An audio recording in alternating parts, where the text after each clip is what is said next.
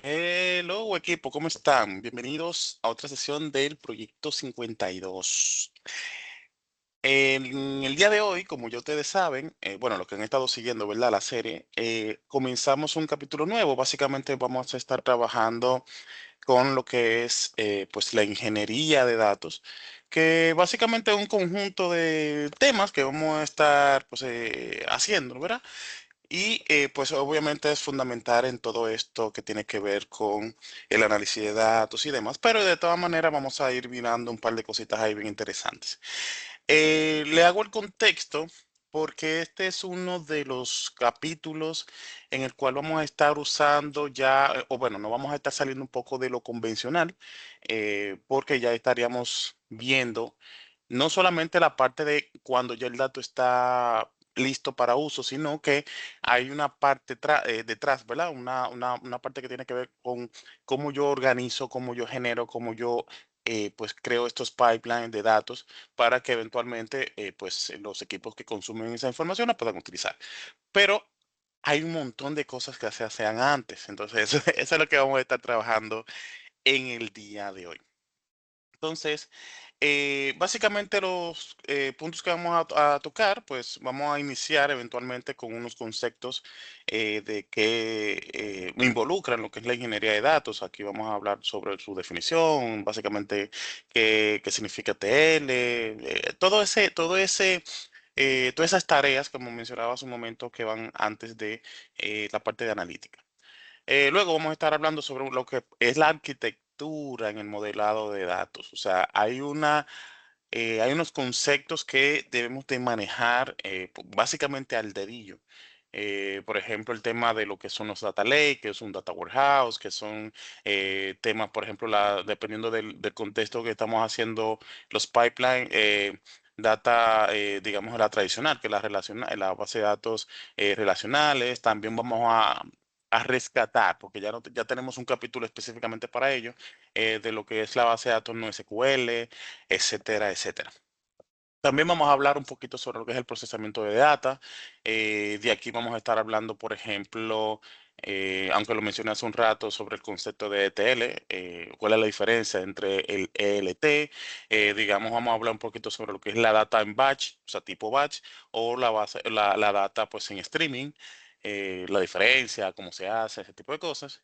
También vamos a hablar un poquito sobre algunas herramientas que normalmente utilizamos en este contexto. Eventualmente vamos a hablar sobre, digamos, desde la utilización de gestores de base de datos como SQL, por ejemplo, por mencionar uno. Obviamente tenemos que usar herramientas de analítica, en este caso R, Python, Scala, Julia. Vamos a hablar un poquito también sobre algunos contextos de la nube, porque inmediatamente estamos involucrando Big Data, pues sí o sí tenemos que irnos para la nube. El trabajar con data on-premise, Big Data on-premise, eso es todo un liazo. Entonces, eventualmente tenemos que saber que existen tecnologías cloud que nos van a soportar un montón de cosas de las que vamos a estar hablando acá. Eventualmente vamos a hablar sobre algunos casos de uso y aplicaciones de empresas que pues por el volumen tan alto de información que manejan, pues tienen que aplicar todos estos conceptos de lo que vamos a estar hablando en el día de hoy. Eh, este capítulo va a ser un poquito diferente a los demás en términos de qué estamos mostrando. Como esto es un capítulo, perdón, este es un episodio introductorio. Vamos a hacer digamos, la contextualización de varios de los conceptos que vamos a estar trabajando y en los siguientes episodios entonces vamos a ponerlos en práctica. Este lo quise hacer así porque aquí son muchos temas, muchos conceptos y en un par de minutos no hace mucho clic como que lo estemos mencionando. Ahora vamos a hacer un episodio por prácticamente cada una de las capitas que vamos a estar viendo en el día de hoy. Y eventualmente una pequeña conclusión de los temas que ya habremos abordado y un pequeño resumen. Bueno, señores, pues vamos a arrancar, ¿verdad? Porque de eso se trata. Vale, entonces, punto número uno, más bien el primer tema que vamos a hablar o abordar son los conceptos sobre lo que es ingeniería de datos. Entonces, el primero que vamos a abordar es precisamente qué es la ingeniería de datos. Y al final de la jornada, no es más que este es un campo, eventualmente, en toda esta sombrilla de temas de datos, que nos va a ayudar a construir esa zapata. O sea, esto es lo que va a hacer, o más bien lo que hacen los ingenieros de datos, en este caso, de moldear la data, de crear la infraestructura, de crear los objetos de datos para que efectivamente pues vengan los demás, digamos, roles. Aquí estamos mencionando, por ejemplo, científicos de datos, pero digamos que todos los roles que van a poder consumir la información que moldea el ingeniero de datos. Bien. Este sería como que haciendo un símil, el que construye una casa y luego vendrán los que van a pintarla y todo lo demás. Pero ya de entrada ya la casa está creada, ya está montada las paredes, los andamios, el piso y todo lo demás. Entonces ya vendrán otros roles que van a estar poniendo, qué sé yo, la plomería, la electricidad, la persona que va a vender la casa, pero el que hace todo el ecosistema, pues básicamente sería este rol. Entonces, básicamente, esa es la línea. Ahora, desde la perspectiva, o más bien desde algunos de los temas que debe de manejar, porque, y fíjense cuál es el concepto que estoy usando aquí de debe, es precisamente garantizar que todo el flujo de datos que se esté diseñando, pues cuente con niveles altos de calidad, ¿verdad? El tema de la seguridad y eventualmente de la facilidad en el uso. ¿Por qué? Porque al final de la jornada, el científico de datos, el analista de datos, se va a ir a ese producto de datos, ese repositorio de datos que se está creando. Y si bien también tiene la tarea de verificar que todo esté correcto, pero digamos que la primera línea de batalla, pues obviamente es el arquitecto, ¿no? El ingeniero de datos que va a estar, digamos que centralizando todas las informaciones desde las diferentes fuentes de datos. Y a partir de ahí, entonces van a haber otras personas que la van a usar. Entonces, si esa persona, si el ingeniero de datos no hace esa parte, digamos, de verificar que todo esté en orden, pues obviamente le estará dando un insumo a los otros roles que no les va a servir. Bien, esa sería, digamos, que la dinámica. Ahora, ¿cuál es la diferencia aquí? Aunque ya mencioné, así rápidamente, eh, parte de los roles, en el caso de la diferencia que tenemos entre un ingeniero de datos y un científico de datos, es que efectivamente el ingeniero básicamente va a crear todo, va a crear, a ver, todo lo que tiene que ver con la infraestructura, la parte que tiene que ver con el producto como tal de datos. Y vamos a, o sea, voy a poner un ejemplo muy sencillo. Si el ingeniero de datos tiene que crear un cubo de información, un cubo de datos, o tienes que crear, qué sé yo, un repositorio en un S3, por ejemplo, para que, en AWS3, para que las personas que consuman de ahí, pues entonces tengan, qué sé yo, una vista 360 de los clientes o de los productos que tiene el cliente, pues efectivamente es el ingeniero de datos que tiene que hacer esa parte. Ahora, de ahí a la parte de análisis, ¿verdad? Porque ya el ingeniero básicamente se va a concentrar en lo que es el pipeline, o sea, desde la conexión de las diferentes fuentes de datos, el tema, digamos, de organización y demás. Y ya el científico, el analista de datos, pues ya va a consumir eso que creó el ingeniero de datos. Bien, básicamente aquí quise como hacerlo lo más simple posible, porque no quiero tampoco que nos volvamos locos a esta altura de juego, pero básicamente esta es una de las primeras diferencias. O sea, el ingeniero de datos crea el modelo, crea el pipeline, crea la estructura. Y ya el científico o analista, pues entonces consumen eso que crea el ingeniero de datos. Bien, básicamente por ahí va el dilema. Fíjense que está muy suave, ¿eh? Está muy sencillo. Quise ponerle una definición peras y manzanas porque ahorita si nos vamos muy a la literatura, fácilmente que le estoy haciendo un lío más grande que lo que quiero explicar. Pero básicamente con esta definición, con esta separación de roles, ya pues podemos tener un criterio más acabado de cuál es, bueno, parte de la diferencia del rol. Ahora, si lo vemos desde la perspectiva de eh, el ciclo de vida, ¿verdad? Que en esencia, más bien siguiendo con el ciclo de vida, donde básicamente yo comienzo desde, o sea, como en mi rol de ingeniero, ¿verdad? De ingeniero de datos, yo comienzo ubicando dónde están las fuentes de información. En este caso, obviamente, necesito conocer el negocio, necesito conocer cuáles son los sistemas que están dentro de mi ecosistema. Por ejemplo, en el caso de que, bueno, en el caso no, yo trabajo en un banco, pues lo más lógico es que yo tenga que aprenderme cuáles son los sistemas, tanto los sistemas core como los sistemas satélites, para poder entonces ir a conectarme a todas esas fuentes de información y poder crear lo que es el producto final de datos, que es el que va a consumir los analistas. Imagínense ustedes desde el punto de vista de que, qué sé yo, la institución tenga 5, 6, 7 sistemas, y si para cada análisis yo tengo que conectarme a las bases de datos de esos 5, 6, 7 sistemas, pues fácilmente se está haciendo un caos ahí. Entonces, parte de mis tareas como ingeniero de datos es efectivamente crear digamos, parte de, ¿verdad? Un repositorio donde converjan todas esas fuentes de información para que las personas que vayan a hacer los análisis de esta información, pues solamente se tengan que dirigir a un solo punto. Bien. Y efectivamente dentro del proceso también habrán temas de transformación, que eso lo vamos a ver más adelante, pero vendrán temas de transformación, de adecuación y demás para que efectivamente las personas que analizan la data, pues no sea algo tortuoso. Bueno, la parte compleja le estaría haciendo, digamos, esa parte de transformación que acabo de mencionar. Eh, Luego de todo esto, pues básicamente ya digamos, el producto final ya quedaría, bueno, si lo estamos haciendo en una infraestructura on-premise, pues obviamente quedará en un data warehouse, que eso lo vamos a ver más adelante también.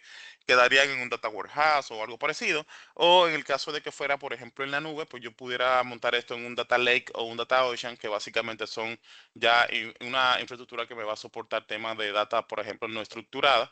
Eventualmente hay otros procedimientos, pero igual yo como ingeniero de datos necesito conocerlos para poder entonces hacer mi trabajo de manera correcta. Esa, digamos, a grandes rasgos, cuál es mi rol dentro de lo que es la ingeniería de datos. Para el que pensaba que nada más era conéctate a la fuente y vamos para arriba con un tablero, no es así.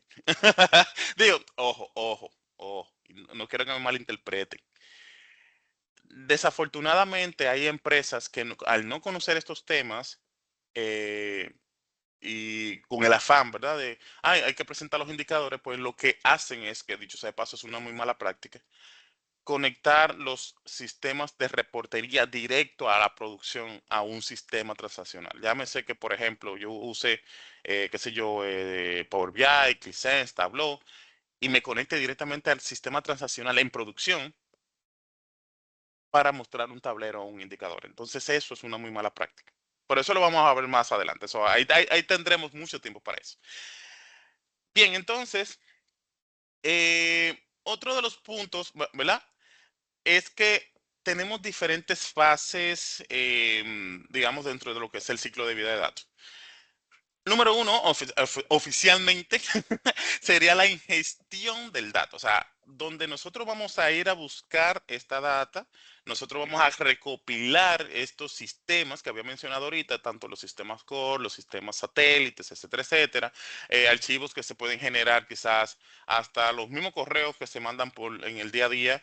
Eso bueno, en este caso sería data no estructurada, yo tendría que transformarlo y convertirlo para poderlo entonces disponibilizar.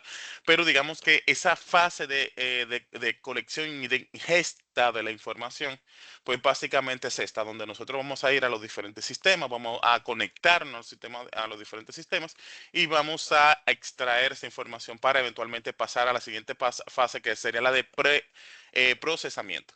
Ya que en procesamiento la idea es transformar toda esta información que nosotros estamos colectando, bueno, por un lado, para tema incluso hasta de limpieza del dato, muchas veces, digamos, para homogenizar, digamos, algunos atributos. Por ejemplo, imagínese usted un caso donde yo tenga un sistema donde la fecha sea día, mes, año, pero en otro sistema yo lo tenga al revés, tengo año, mes, día. Entonces, eventualmente para fines analíticos, usando la dimensión de tiempo, yo necesito que ambas fechas sean la misma. Entonces, yo tengo que homogenizar esa información. Y ese proceso de convertir a que sean prácticamente el mismo formato de fechas, pues es parte de lo que es el procesamiento, donde yo transformo variables. Bien, porque al final si eso va a quedar todo en un solo repositorio, tienen que ser iguales. Entonces, esa fasecita que estamos mencionando aquí, pues obviamente, o sea, de repente, pues ya tiene sus etiquetas. Cuando nosotros hablemos más adelante de lo que es ETL o ELT, que son dos, digamos, técnicas que dependiendo de si estoy en on-premise o estoy en la nube, pues voy a estar utilizando. Quizás no quizás no por el tema de la infraestructura, más bien del ecosistema, por ejemplo, de dónde estoy montando la información finalmente. Pero bueno, eso lo vamos a discutir un chin más adelante. Otra de las fases súper mega importante es el tema del almacenamiento. ¿Por qué? De repente, ya luego que comienzo a transformar la información, recuerden que primero me conecto a las fuentes, luego la proceso, o sea, la transformo y luego necesito que esa información caiga en un sitio. Entonces, dependiendo del ecosistema en el que estamos trabajando, nosotros vamos a poder montar esta información ya sea en un data warehouse, estamos on-premise o en su defecto en un data lake en caso de que estamos trabajando con Big Data. Aquí estaríamos utilizando ELT eventualmente, que bueno, no voy a mencionar el acrónimo ahora, lo vamos a dejar para morir, para que se queden ahí con el ¿y qué significa eso? Pero bueno, entonces, por lo pronto necesitamos identificar cuál va a ser este destino, ya sea premise, ya sea en la nube. Y eventualmente, ahora sí, entonces entraría la fase de análisis. Aquí entonces nosotros vamos a estar utilizando herramientas como, por ejemplo, bueno, ya mencionamos unos cuantos ahorita para fines de visualización, ahí Tableau, ClickSense, Power BI, etcétera, etcétera. Pero si nosotros nos metemos en temas de analítica, pues entonces tenemos que hablar con, por ejemplo, R, Python, Scala, Julia, SPSS, o sea, de todas estas herramientas que me permitan hacer análisis ya sea descriptivo, predictivo, prescriptivo, en función de la data que ya estaría almacenada. O sea, fíjense que no es tan simple como que, sí, mira, yo me conecto a la fuente y vamos a hacer machine learning. No es tan así. Ojo, vuelvo y recalco. Esto es el cómo debe de ser. Porque como muchas empresas están haciendo, que se están conectando directamente en producción, y les voy a decir ahora, voy a aprovechar el espacio, porque es una muy mala práctica. Lo primero es que están compitiendo contra recursos. Imagínense ustedes un sistema bancario, un sistema de una farmacia, un sistema de un supermercado, donde cientos de personas están consumiendo bueno, ese servicio, ¿verdad? Ese aplicativo. Y de repente yo tengo detrás, de mi lado, en la parte analítica, tableros, procesos y demás, apuntando a producción a la misma instancia de base de datos, están compitiendo por recursos. De repente ya el que está en caja o el que está, por ejemplo, desde el teléfono, que quiere hacer una transferencia bancaria, la aplicación le va a reventar, literal.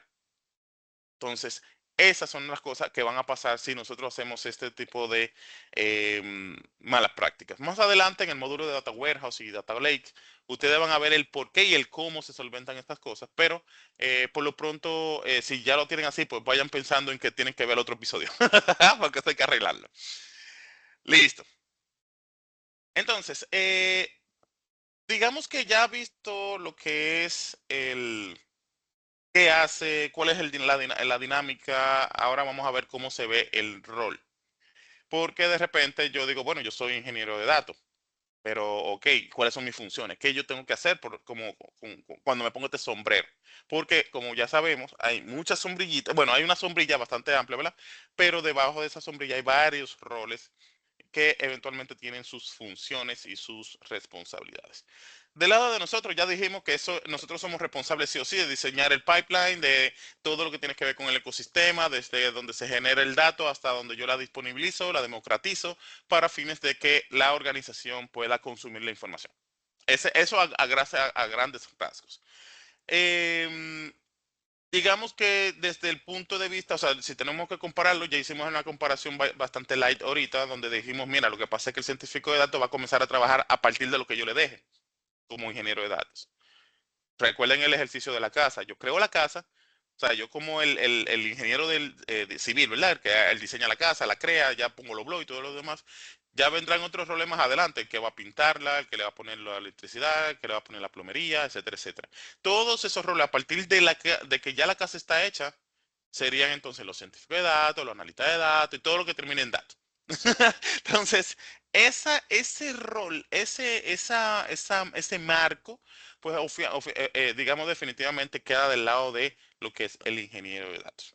Dicho sea de paso, una de los roles más chulos para mí, Uno de los roles más chulos es este, porque efectivamente tú tienes el todo, o bueno, debes tener, porque es otra cosa. Del tener y el deber tener son dos diferentes, hay un espacio, ¿verdad? Eh, Te da la oportunidad de tú conocer la empresa entera, literalmente. Bien, pero bueno, de eso vamos a hablar más adelante. Eh, otro tema,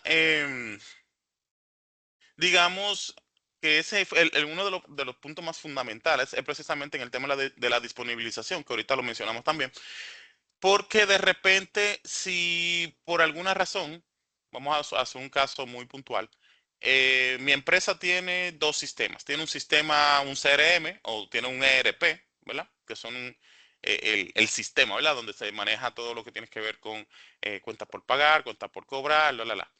Y el segundo sistema, digamos que es el sistema de nómina, que generalmente lo tienen separado, dependiendo de dónde se compra el sistema. Entonces tenemos un ERP, que es la parte de Resourcing Planning, que de hecho es el acrónimo, Enterprise Resourcing Planning, y tengo un sistema de nómina, por ejemplo, que lo tengo aparte. ¿Qué sucede si el ingeniero de datos no tiene contexto o no tiene conocimiento de que existe un segundo sistema? Eventualmente la data no se va a disponibilizar.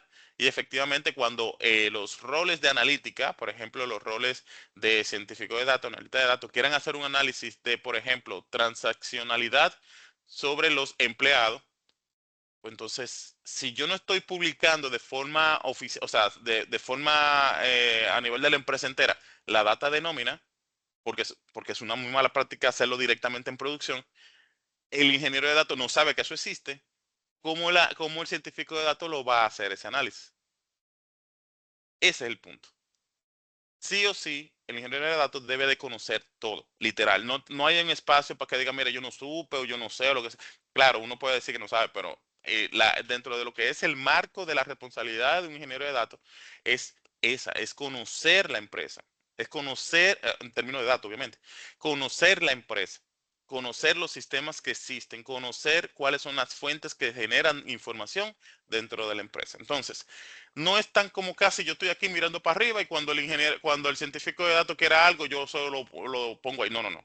Es que va más hacia atrás. O sea, es desde conocer el flujo del banco. Oye, del banco tengo. Es que, como trabajo en un banco, todos los ejercicios me salen del banco. Pero bueno, em, conocer todo lo que tiene que ver con la empresa para que efectivamente sea un ejercicio proactivo. Mira, están haciendo un análisis o quieren hacer un tema de factibilidad y ya el ingeniero de datos ya está montando todo su pipeline. Esa es la dinámica. Bien. Listo, excelente. Bueno, yo espero, ¿verdad? Que de aquí no me armen un lío. Porque ahorita dicen, no, bueno, yo escuché a Percio hablando en una charla que lo que estamos haciendo es un lío. O sea, que hay que desbaratar todo. O sea, no es así, señores, tampoco, ¿eh? Las cosas se hacen de manera evolutiva. Lo que sí estamos trabajando es en términos de buenas prácticas. Se lo dije desde el episodio 1 al capítulo 1. Todo lo que vamos a ver aquí, a pesar de que sí, estamos haciendo ejercicios, estamos haciendo temas de definiciones y demás, pero es bajo una premisa muy importante, es usando buenas prácticas. Porque de esto va a depender nuestra calidad como profesional. Y la idea es esa, que nosotros podamos ser uno bacano en lo que estamos haciendo. ¿Listo? Bien, entonces, otra de las, y aquí viene el lío. Otra de las cosas que debemos de tener pendiente como ingeniero de datos es las habilidades. Guys, de verdad, necesito, y eso se lo pido de manera enfática, no se limiten, no sean pro herramientas. A mis chicos se lo digo siempre, a mis chicos de la universidad donde yo imparto docencia en el ITLA, no sean pro herramientas. Tenemos que ser pro cuarto, pro dinero, por si nos están escuchando en otros países, pro billete, pro money. ¿Por qué? ¿Y por qué esta frase? Debemos de ser pro dinero desde el punto de vista del negocio. Si el negocio amerita que nosotros hagamos un análisis usando Abaco, vamos a hacerlo con Abaco. Si es el negocio dice, mira, lo que pasa es que aquí la licencia que tenemos es de R, o sea, por poner un ejemplo, y no tenemos Python, no, vamos a entrarle con R. Yo he visto casos donde equipos literalmente se han disuelto porque dicen, no, mira, lo que pasa es que ahí en esa empresa no usan Oracle. Entonces, yo lo único que sé hacer, o sea, yo nada más conozco Oracle y se van. O se van, no, o ponen mala cara, porque no necesariamente se tienen que ir, pero ponen mala cara, ponen mala actitud. O sea, con lo que tenga la empresa hay que resolver. Claro, uno puede levantar la mano y decir, mira, yo entiendo, pues, como experto en la materia, ¿verdad? Que si lo hacemos con tal o cual herramienta, pues es mejor desde la perspectiva económica para la institución y en su efecto la curva de aprendizaje. Pero no, o sea, fíjense que yo lo estoy viendo desde una perspectiva económica, literalmente. Eh, pero que no suceda que nosotros digamos, no, yo no voy a hacer ese trabajo porque a mí me gusta Scala, a mí no me gusta Python. No, eso no puede pasar. Lo que debe de pasar es, ok, vamos arriba. ¿Me va a tomar más tiempo porque yo soy experto en Scala? Sí. Pero que nunca sea por un tema de que yo soy un pro herramienta, un lover de una herramienta. Lo que sea que tenga la empresa, vamos arriba. Podemos someterlo, claro está. Podemos decir, señores, miren, la herramienta que está en bacanería ahora, que tiene más documentación, y la vendemos por ahí, obviamente. Quizás si nos vamos a un tema de precio, es muy competitivo. Se puede hablar, pero no nos pongamos en la cabeza de entrada que, mira, lo que pasa es que yo soy pro una herramienta y esa es la que tienen que buscarme, si no, no trabajo. O sea, eso no puede pasar. Bien. Entonces, aquí yo traté de hacer como algo simple desde un punto de vista del ingeniero de datos, obviamente, y comencé por lo más sencillo, entre comillas, ¿verdad? Lo primero que tenemos que dominar es una herramienta de programación, de entrada. Aquí, digamos que puse Python porque imagínate, ya ni modo, pero sin ponerle nombres, debemos de manejar herramientas de programación. ¿Bien? Eh, Obviamente, hay un tema de algunas características que debemos de tomar en consideración, como por ejemplo el tema de la documentación, el tema de la gente que sepa de esa herramienta, porque yo no voy a buscar una herramienta que nada más la sepa yo, por un tema de continuidad de negocio.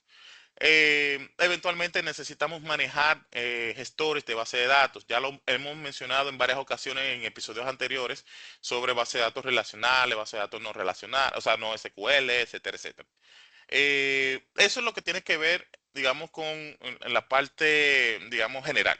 Pero desde la perspectiva de arquitectura, tenemos que conocer un montón de cosas.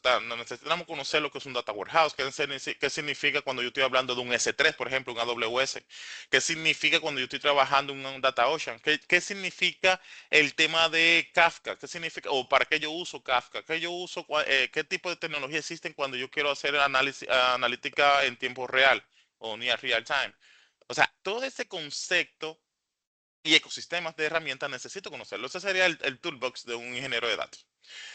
Eh, sí o sí tenemos que conocer también temas de orquestación. Ahí tenemos un Airflow por ahí, tenemos un Prefet, tenemos, bueno, a nivel digamos, de plataformas cloud, bueno, de las tres principales, ¿verdad? Google Cloud, AWS, Azure, que me ofrecen un montón de herramientas que yo puedo utilizar para fines de hacer mi orquestación y la parte del procesamiento, la parte de almacenamiento, o sea, todas las fases que vimos anteriormente, ya estas tres nubes me las ofrecen sin problema, siempre y cuando yo estoy trabajando en temas de ya en la nube, ¿verdad? O Big Data. Eh, y también, para que se ponga más interesante el asunto, también necesitamos conocer temas de seguridad del dato. Tenemos que saber sobre el tema de gobernanza del dato. O sea, no es tan simple como, ok, sí, mira, ponle el dato aquí, ponlo allá. Listo, ajá, listo. Ya no es tan así. Eh, por mencionar algo, por ejemplo, qué sé yo, aquí se me ocurre rápido GDPR, que es por ejemplo, un tema de protección de data en Europa, en la Unión Europea.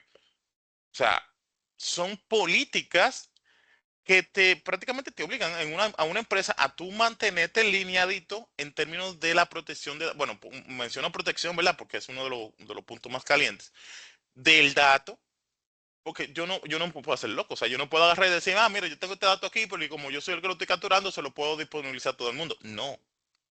Incluso empresas que están generando temas de los COEs analíticos tienen parte de la responsabilidad que tienen es precisamente identificar si efectivamente a Percio que está solicitando la data de, por ejemplo, tarjetas de crédito, le toca o sea, puede ver esa información por el rol que tiene o no le toca. Entonces son cosas que no es solamente como casi, mira, coge el dato aquí, de allá, transfórmalo y pónselo ahí a fulanito que él resuelve de ahí para adelante. No, no es tan así. Entonces, desde la posición de un ingeniero de datos, fíjense todas las cosas que involucran. Bien, o sea que nos toca hacer un par de páginas para alquilar, pero por lo pronto por eso estamos acá, porque queremos aprender un montón de cosas. Entonces, ¿verdad? Vamos a hablar un poquito sobre lo que tiene que ver con las arquitecturas y modelos de almacenamiento. Aquí es, digamos, recoger un poquito, por un lado, ¿verdad? De lo que hablábamos la bueno, hace unos episodios atrás, sobre de qué van las bases de datos relacionales, las NoSQL, pero desde la perspectiva ya de la ingeniería de datos, porque aquí, pues, obviamente ese sería el repositorio, o sea, ahí es que va a caer la información. Pero de ahí a que caiga a ese tipo de repositorio, pues tenemos que pasar por unas fases previas, que es la que estamos discutiendo hasta ahora. Pero por lo pronto, vamos a ver, digamos, un repaso, ¿verdad? De qué es nuestras bases de datos relacionales y las no relacionales. De entrada, ustedes saben que nosotros habíamos mencionado en uno de los episodios anteriores que dependiendo de la naturaleza del ejercicio que estemos haciendo, vamos a necesitar y determinar cuál tipo de base de datos nos va a convenir. Por un lado, por ejemplo, las bases de datos relacionales son las que nosotros conocemos como Oracle, SQL Server, MariaDB, MySQL, que son un tipo de gestores de base de datos que, bueno, obviamente en este caso son relacionales, ya por el concepto ya sabemos de qué se trata, y su contextura o sea, de almacenamiento básicamente es filas y columnas. O sea, la típica base de datos con tablas, esas tablas tienen filas, columnas, registros. Bien, eso es, digamos que la dinámica. Ahora, normalmente, ¿verdad? Este tipo de gestores de base de datos se utilizan normalmente. O sea, fíjense que le estoy haciendo una connotación interesante ahí. En temas de, por ejemplo, de un sistema de transaccional. O un sistema, un CRM, bueno, y algunos ya ni siquiera están montados ahí. O un ERP, etcétera, etcétera. O sea, los típicos sistemas que manejan transacciones. Bien. Ahora, cuando estamos hablando de base de datos, que por su naturaleza ya se está tratando de data no estructurada o semiestructurada, aquí, bueno, aquí mencionamos, digamos que MongoDB, Cassandra, etcétera, etcétera. Pero digamos que hay un montón de gestores de base de datos.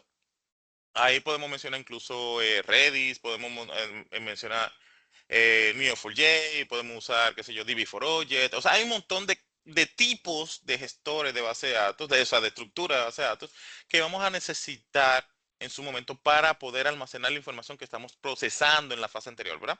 Ahí procesamos y tenemos que almacenar. Entonces, dependiendo de la naturaleza, tenemos que elegir o saber elegir cuál es la mejor. Primero, el tipo de gestor de base de datos y luego la base de datos. Porque, por ejemplo, en el caso de las bases de datos relacionales, tú dices, bueno, ok, en mi empresa tienen Oracle o tienen SQL Server, bueno, pues ya, yo no tengo que inventarme la rueda, yo tengo que coger uno de esos dos. Ahora, si de repente tengo la posibilidad de poder elegir un gestor, pues tú, bueno, ahí ya hay, dependiendo de un tema de costes, de factibilidad, de curva de aprendizaje, etcétera, etcétera, pues entonces ahí pues podemos elegir de todos los sabores, de los flavors que existan, pues podemos tomar uno. Del lado de las bases de datos no relacionales pues, tenemos otra historia, porque aquí, como ya habíamos visto, ¿verdad? En cuando estuvimos hablando sobre base de datos, que dependiendo de la naturaleza tenemos un viaje de cosas. Por ejemplo, tenemos bases de datos que son columnares, base de datos orientada a grafos, base de datos orientada a objetos, base de datos orientada a, bueno, un montón de cosas. Key value, por ejemplo. Entonces, de repente aquí sí vamos a tener una tarea porque cada uno se comporta de una manera diferente y dependiendo de qué cosas yo quiero guardar, pues necesitaré hacer un poquito más de página para la izquierda para ver cuál es más conveniente. Lo que sí, eventualmente tiene la base de datos no SQL, bueno, no SQL, para dejarlo hasta ahí, es que una de las características que ya habíamos conversado es que el escalamiento es horizontal, que es una de las ventajas, porque aquí tú puedes decir, bueno, yo voy a montar todo mi procesamiento en paralelo en un software, perdón, un hardware commodity. Cuando hablamos de commodity son computadoras simples, o sea, no necesariamente tengo que ser una granja de servidores, aunque igual funcione.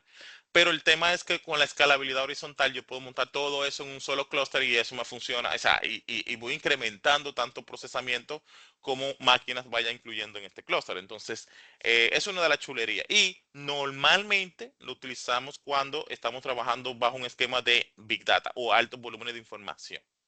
Bien, está chulo, ¿no? Listo, listo, listo. Entonces, eh, en esencia, digamos, desde la perspectiva del uso, digamos, bueno, ya mencioné algunos, pero digamos que en términos generales, la dinámica va a ser en cuanto a cómo yo quiero que la información quede al final. Si tomamos el ejemplo de la casa, por ejemplo, bueno, yo en mi mente puedo tener una casa de 2 niveles con una chimenea, por ejemplo. Pero ¿qué sucede? Muy probablemente en el sector donde esté construyendo la casa, primero por un tema de reglamento, no puedo hacer una casa de 2 niveles, yo tengo que hacerla de uno. Y segundo, pues por el modelo quizás de las casas, posiblemente sea un residencial, tengo que hacerlo con el modelo que ya está preestablecido. Entonces ya se me complica.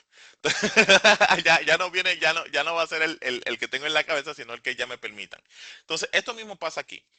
Cuando nosotros estamos trabajando en este tipo de ecosistemas, si bien, y vuelvo y recalco, podemos someterlo, podemos levantar la bandera y decir, señores, pero si bien aquí en la empresa tenemos Cassandra, o sea, es un ejemplo, tenemos Cassandra, pero yo entiendo que con el tipo de información que estamos trabajando, que estamos lidiando y las transformaciones que van a ocurrir y eventualmente la curva de aprendizaje, ojo, vuelvo y recalco, es un ejemplo, eh, yo entiendo, ¿verdad? Que MongoDB es mejor escenario. Si no compran la idea, bueno, perfecto, seguimos trabajando con Cassandra sin ningún problema, pero digamos que va a ser muy focalizado en efectivamente qué yo quiero al final, cómo yo quiero guardar la información al final o cómo es más factible, esa es la palabra que ando buscando hace rato, que sea factible, no solamente para mí como ingeniero de datos, sino para las demás personas que van a usar ese producto de datos que estoy generando. O sea, no es tan como que, mira, ame mis gustos míos y listo, y olvídate del mundo. No, no, no. Tenemos que hacer algo que sea de bien para todo el mundo, que sea factible. ¿Bien? Ahora, si nosotros lo vemos desde la perspectiva de los dos ecosistemas generales, los grandes, ¿verdad? ¿Cómo decirlo esto? Los grandes mundos. Por un lado tenemos lo que es el Data Warehouse y por otro lado tenemos lo que son los Data Lakes y los Data Ocean y demás. Esto me trae muchos recuerdos porque había un colega cuando trabajaba, bueno, en otra empresa, que siempre que llegamos a las diferencias de lo que es un data warehouse, un data lake, él decía, ok, pero si hay un data warehouse, que básicamente, y ahí vengo con la definición, es una estructura que me permite, pues, digamos que de una forma u otra, organizar la información y democratizarla dentro de la empresa desde una perspectiva relacional. O sea, básicamente, vamos a estar creando cubos y demás. En un ecosistema on-premise, el data lake es básicamente algo parecido, pero en la nube. Entonces, si no tenemos ninguna de esas dos cosas, tenemos un data charco. Y yo, no, no, monstruo, así no. O sea, un data charco, señores. Es como que, ok, mira, bueno, lo que debe de primar es que si no, o sea, si tengo mi información no tengo nube, por ejemplo, bueno, tendría un data lake, perfecto, en un data warehouse. Pero si ya yo tengo acceso a la nube, ya tengo toda mi infraestructura en la nube, bueno, perfecto, uso los data lake. O sea, si no tengo ninguno de esos dos, entonces tengo la data en un data charco. O sea, fue bastante cómico considerando que ya nosotros igual en ese momento usábamos un montón de tecnología en ese sentido, pero no está muy lejos de la realidad. O sea, ese comentario, aunque sonó trillado y algo jocoso, no está alejado de la realidad porque si no tengo ninguno de estos dos mundos, pues ¿dónde estoy almacenando la data? Esa es la pregunta que debemos de hacernos. ¿Dónde yo estoy almacenando la data? ¿En una carpeta? ¿Una carpeta por ahí? ¿En una laptop? ¿O una desktop? O sea, la data que se está generando en el negocio, ¿dónde se está guardando? Y no estoy hablando de los sistemas, porque los sistemas se están guardando en los sistemas, ¿verdad? En la base de todos los sistemas. Pero, ¿dónde estoy colocando la información? Cuando la extraigo de las fuentes, tengo que ponerlo en algún sitio. Bien. Pero bueno, eso es otra cosa. Ahora, desde la perspectiva de lo que es el Data Warehouse, básicamente, ya habíamos dicho que es un repositorio centralizado donde yo voy a estar almacenando toda la información que voy a estar extrayendo inicialmente en la fase de extracción, ¿verdad? Desde las diferentes fuentes. Bien, de aquí, mm, digamos que la idea es que nosotros podamos democratizarlo o disponibilizar ese repositorio para que los equipos analíticos pues, puedan conectarse directamente a esa estructura. Más adelante nosotros vamos a trabajar en otro episodio full data warehouse. O sea, ahí vamos a hacer un data warehouse aquí en la sesión, literal. Entonces, esto me va a permitir, pues efectivamente, que los equipos analíticos puedan consumir la información desde ese repositorio sin necesariamente estar conectado en el sistema fuente. O sea, ya estamos haciendo una abstracción de las fuentes. Bien. Y por otro lado, tenemos los Data Lake, que básicamente es igual, un repositorio centralizado, pero aquí hay una pequeña diferencia. E incluso cuando estamos trabajando con los conceptos de ETL y ELT, pues aquí se marca esa diferenciación. Cuando estamos trabajando, por ejemplo, con un Data Warehouse, usamos el proceso de ETL, Extract, Transform y Load. En el caso de los Data Lake, pues entonces yo uso es ELT. O sea, yo extraigo, cargo y después transformo. Porque en este caso de los data lake, yo lo que hago es que mando la información en crudo, tal cual se genera, la mando por el data lake. Y ya en el momento que yo lo utilizo, la quiero utilizar, es que yo transformo la información.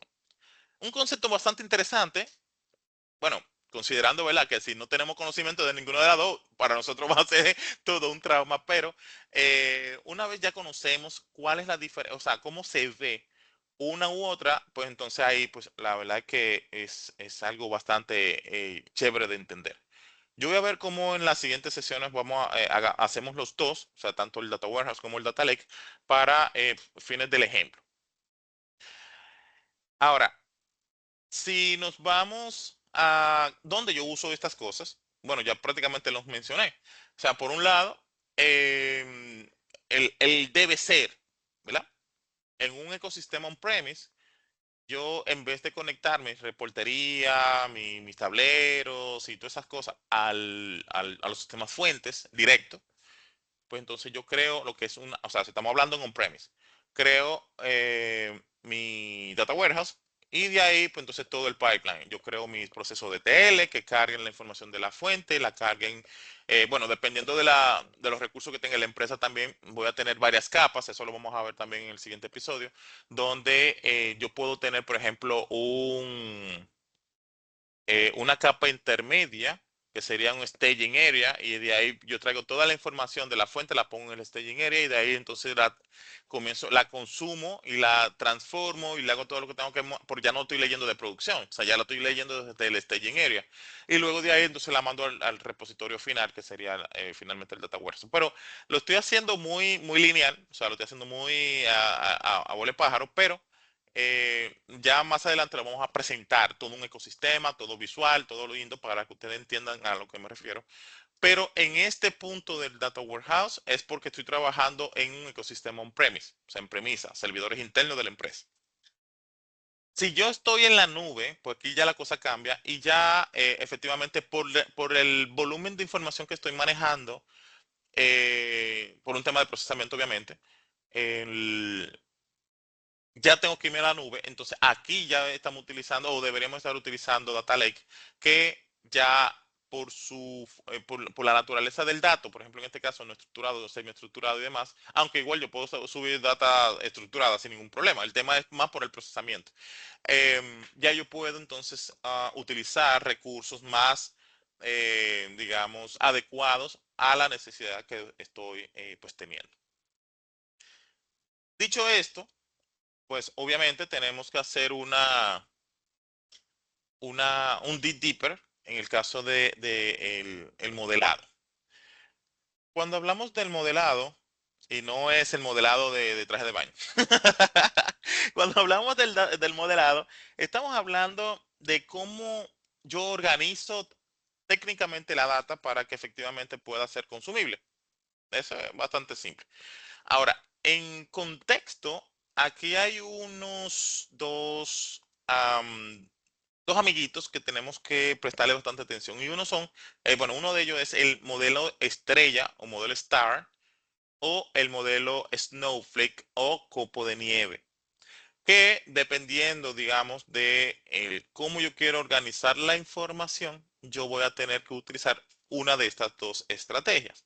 Eventualmente aquí voy a hacerlo de manera conceptual, ya cuando estemos en los siguientes episodios vamos a hacer el diseño tanto de Star como de Snowflake, para que ustedes vean cuál es la diferencia en cuanto a yo estoy diseñando una estructura, en este caso multidimensional. Ese es el concepto. Una estructura multidimensional donde yo parto de lo que es una tabla de hechos, una fact table, donde yo tengo todo lo que tiene que ver con las métricas de lo que estoy analizando.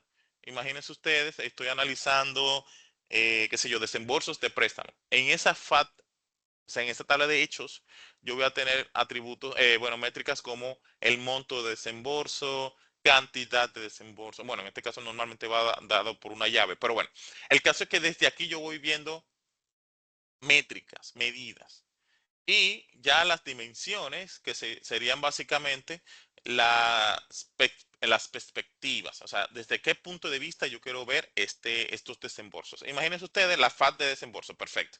Y yo quiero decir, ok, yo desembolsé o sea, tengo desembolso 1 millón de pesos, pero yo quiero ver ese 1 millón de pesos cómo está segregado por sucursal, por oficial, por cliente, por tipo de préstamo, por región. O sea, ya esas serían las perspectivas, que desde la perspectiva del modelado de datos es una dimensión.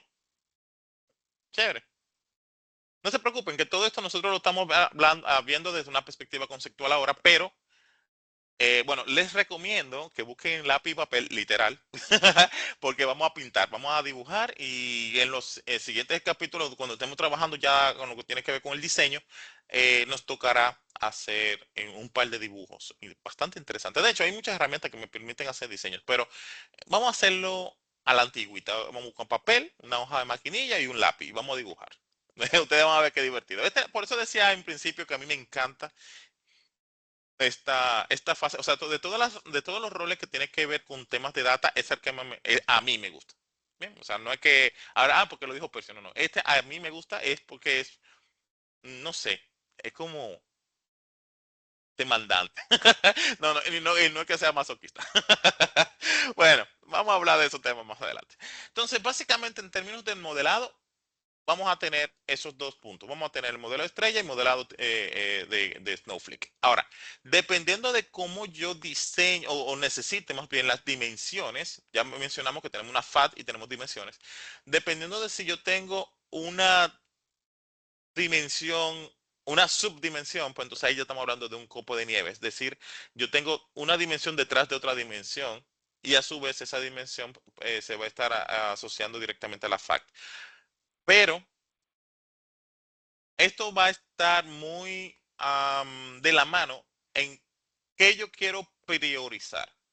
Porque, por ejemplo, si yo quiero diseñar una dimensión, o sea, solamente que sea una dimensión, o sea, que nada más sea un solo nivel de dimensión asociada a una fact table, pues obviamente yo tendría que, si quiero hacer una dimensión general de, por ejemplo, la data del oficial con la sucursal y todo eso, en el sistema yo tengo todo eso separado. Yo tendría que, para crear esa sola dimensión, esa sola tablita que tenga toda la información, yo tendría que hacer unos queries bastante interesantes para poder sacar toda la información de las diferentes tablas que tengo en producción, o sea, en la fuente original, para que se convierta en una sola. Ahí hay que sentarse, ¿verdad? Y diseñar y crear, y etcétera. Si estamos hablando de una Snowflake, muy probablemente yo pudiera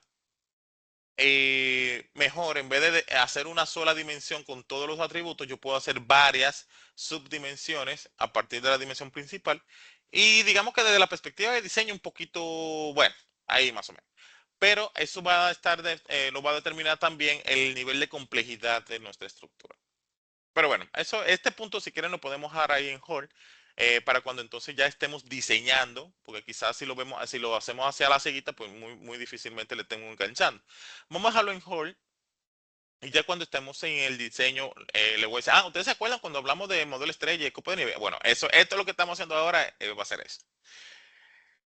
Ahora bien, si nosotros vamos a lo que es el concepto detrás de este tipo de modelo que estamos haciendo ahora, entramos a una fase donde tenemos que, digamos, discutir un poco sobre lo que es la normalización y la desnormalización. Cuando hablamos de la normalización, creo que que lo conversamos en uno de los episodios, es donde nosotros vamos a armar la data, vamos a armar nuestra base de datos desde un punto de vista bueno, para no entrar en mucho detalle, donde vamos a estar aplicando las diferentes formas normales, primera, segunda, tercera, cuarta, vamos por la séptima o algo así, pero es donde yo lo que busco es, primero, por un lado, reducir la redundancia, básicamente no quiero que se estén redundando los datos, y efectivamente hay un tema de consistencia de los mismos. Ahora, eventualmente, como yo estoy normalizando, yo voy a tener que por cada cosita voy a tener una tabla, literalmente.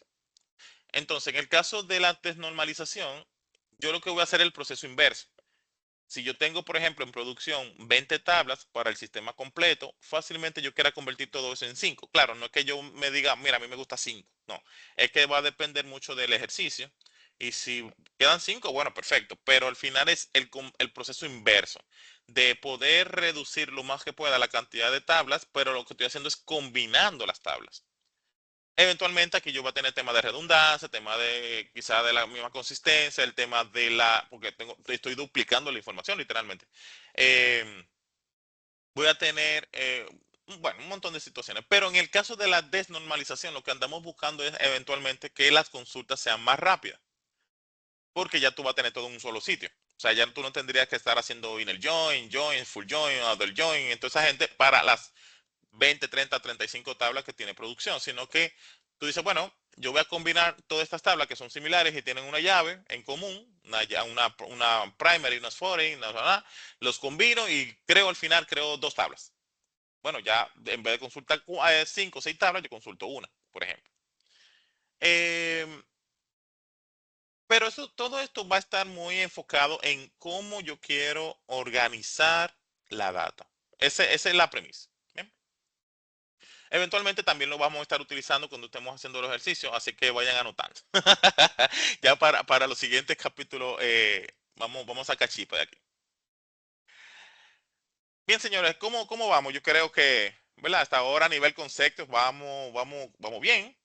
Lo que sí es que hay unos temas súper interesantes y yo espero, ¿verdad? Que ustedes puedan pues seguir investigando por su lado, preguntando también en los grupos, en el YouTube y en donde quiera que ustedes vean estas conversaciones, porque ciertamente el rol de ingeniero de datos es mucho más de lo que posiblemente nosotros sabemos. Créanme, yo tengo muchos años en eso. Así que, bueno, vamos a seguir mejor. Antes de que comiencen a salir del video. Listo, entonces, vámonos, ahora sí, vamos a hablar un poquito sobre lo que es la parte de procesamiento de datos.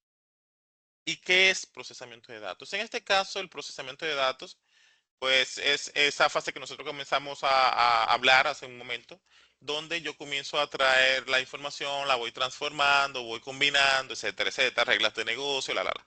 Pero digamos que en general existen dos dinámicas, que está el ETL, que sería Extract, Transform and Load, que básicamente va pasando, ese sería el pipeline. Extrae desde las fuentes de información, o sea, de las fuentes de los sistemas, transforma, aplica reglas de negocio, ese tipo de cosas, y luego lo carga en un repositorio final donde ya se estaría disponibilizando la información, se estaría democratizando la información. En el caso, digamos, del ELT, pues en esencia sería extract, load and transform, donde, digamos que, a ver, en términos generales, pues la diferencia es que se me invierte en dos de los procesos, porque por ejemplo yo extraigo la información desde la fuente y en vez de transformarla lo que hago es que la pongo en un sitio, listo, la subo a un S3, ahí la dejo.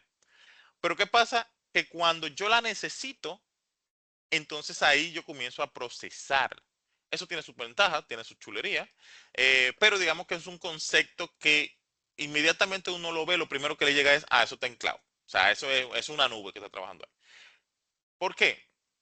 Bueno, la idea de tema de optimización de procesamiento precisamente es esa. O sea, muchas veces yo no necesariamente tengo que transformar la información en el momento. Sin embargo, cuando estamos trabajando, por ejemplo, con altos volúmenes de información, o sea, Big Data y demás, muy probablemente en el simple hecho de yo transformar la información a medida que lo voy subiendo, fácilmente me está trancando el juego. Entonces, por eso, cuando estamos trabajando en nube, siempre pégansela en la cabeza. Si estamos trabajando en nube, ELT. Si estamos trabajando en premise, ETL. Listo. Porque ya el ETL está muy asociado a lo que es el Data Warehouse. Y en el caso del ELT está asociado a lo que es el consumo en la nube. Ahora, un dato súper importante aquí es cuáles herramientas tenemos disponibles. Si bien, y ahorita lo mencioné, no debemos de ser pro herramientas, debemos ser pro cuarto. em, pero también hay una realidad latente y es que los recursos son finitos. O sea, las empresas no te van a decir, mira, ahí hay un budget para que tú rompas lo que tú quieras. No, no están así. Bueno, tiene que ser una super mega empresa, pero la realidad es que sí tenemos que ser conservadores en el momento de presentar ideas. ¿Por qué? Porque de entrada hay algunas cosas que todavía son tabú. Hay empresas que hablan de herramientas open source es un tabú. O sea, se le abren los ojos de una vez. Sin embargo, recuerden que R y Python son open source. Si a eso vamos, esas son open source. Lo que pasa es que de repente, pues tienen, no sé, tienen cierto nivel de exclusividad. Entonces, pues, sí, mira, si es R y Python, ok, está bien. Y las otras, no, porque los otros son open source. Te queda así como, ok, cara de meme. Pero no, ciertamente las empresas tienen recursos, digamos que limitados y tenemos que ser conscientes de ello porque en el momento de nosotros comenzar a implementar herramientas necesitamos saber con qué contamos. Aquí yo puse algunas herramientas que pudiéramos ya sea estudiar, presentar o lo que sea. Por ejemplo, por un lado tenemos Apache NiFi o Talent, que básicamente nos permiten crear la parte, o sea, los dos mundos, tanto ETL como LT. Ahí no, o sea, bueno, aparte de que la curva de aprendizaje es súper chula, o sea, no hay tanta complejidad como quizá en otras herramientas. eh, También, por ejemplo, bueno, en el caso de NiFi, básicamente te ayuda también con lo que es la data en real time, bueno, ni en real time, eh, en lo que tiene que ver en todo el pipeline, ¿no? En todo lo que es el flujo. Y en el caso de Talent, pues básicamente la parte de bien, bien chévere de los ETL. Hay otra que, a ver, si bien DBT nos ayuda en muchos de los casos, o sea, de hecho, básicamente nosotros podemos crear todo el pipeline prácticamente completo desde aquí, pero por lo menos en mi experiencia hay muy poca documentación al respecto, más que la que tienen en la comunidad, obviamente. Que a diferencia, por ejemplo, y no la puse aquí, que ni sé por qué no la puse. eh, por ejemplo, si hablamos de la solución de Microsoft, Microsoft tiene am, SQL Server Integration Services, que básicamente me permite trabajar la parte de ETL desde un ecosistema de Data Warehouse. Si bien es bien sutil, digamos, porque imagínense, tiene prácticamente toda la interfaz Microsoft, pues es casi todo el mundo es parecido. Incluso todos los menús pues son iguales, prácticamente todo. Es un tema, digamos, de acostumbrarse a la herramienta, pero prácticamente todos los roles de lo que tiene que ver con analítica del lado de Microsoft, un Analysis Services, Reporting Services, Integration Services, el mismo gestor de base de datos, prácticamente tiene los mismos menús. Entonces, uno más o menos como que le va enganchando. Sin embargo, en el caso de DBT, para mi experiencia, no estoy diciendo que sea así tal cual, más que la documentación que existe en la comunidad, me he encontrado algo corto buscando información, o sea, general, o sea, en un blog o lo que fuere, si lo comparo con otras herramientas, por ejemplo, como NiFi. Pero bueno, ahí tenemos varios flavors, varios sabores, no sé qué, porque la idea es, como decía ahorita, ser pro dinero, no pro herramienta. Ahora, general, también tenemos otros, otras consideraciones. Esa era la, la palabrita chula aquí. Otras consideraciones en lo que tiene que ver con el procesamiento de datos es qué ejercicios nosotros vamos a hacer. Si la data yo la puedo manejar en streaming o la data yo la voy a mandar por lotes. Cuando hablamos de data en lotes, es como por ejemplo, imagínense ustedes, yo estoy generando toda la información en mi laptop, o sea, yo estoy generando todo el video, ahora la grabación, yo lo estoy generando offline. O sea, yo estoy generando aquí muy tranquilamente, hablando con mi pantalla. Bueno, mentira, yo screen. Pero estoy aquí tranquilo, perfecto, estoy grabando y todo bien. Pero ¿qué pasa? Luego que yo grabo el video, aunque yo no lo edito, generalmente yo lo dejo así tal cual, eh, yo lo subo en otro momento. Eso es un procesamiento por lote. O sea, yo voy generando, claro, no, ya no sería con el ejemplo del video, ¿verdad? Voy generando información y ya cuando tengo un volumen interesante, pues entonces lo envío. Por ejemplo, en el caso de la carga de datos de un data warehouse, funciona, casi siempre funciona por lote por un tema de performance, porque a medida que yo tengo un data warehouse cargando información desde producción y le estoy poniendo que me lo genere en real time, que lo puedo hacer sin ningún problema, pero estoy compitiendo por recursos del servidor de producción. Entonces, eso no está sujeto a que sea así. ¿Qué dice la buena práctica? Que desde el Data Warehouse tú hagas la carga de la data de producción hacia el staging area en horarios no productivos, llámese en la madrugada. O en la madrugada se supone que no debe de haber gente conectada y si hay son dos o tres. Entonces, ¿qué pasa en el Data Warehouse? Que tú dices, bueno, lo voy a poner a que cargue la información a la 1 de la mañana. A la 1 de la mañana comienzan a correr los procesos de forma automática, van a producción, cargan la data, procesan y hacen todo lo que tienen que hacer, pero lo hacen sin nadie conectado. O sea, no hay los sistemas core, nadie lo está usando a esa hora. Entonces, y si lo está usando, mejor sacamos a la gente.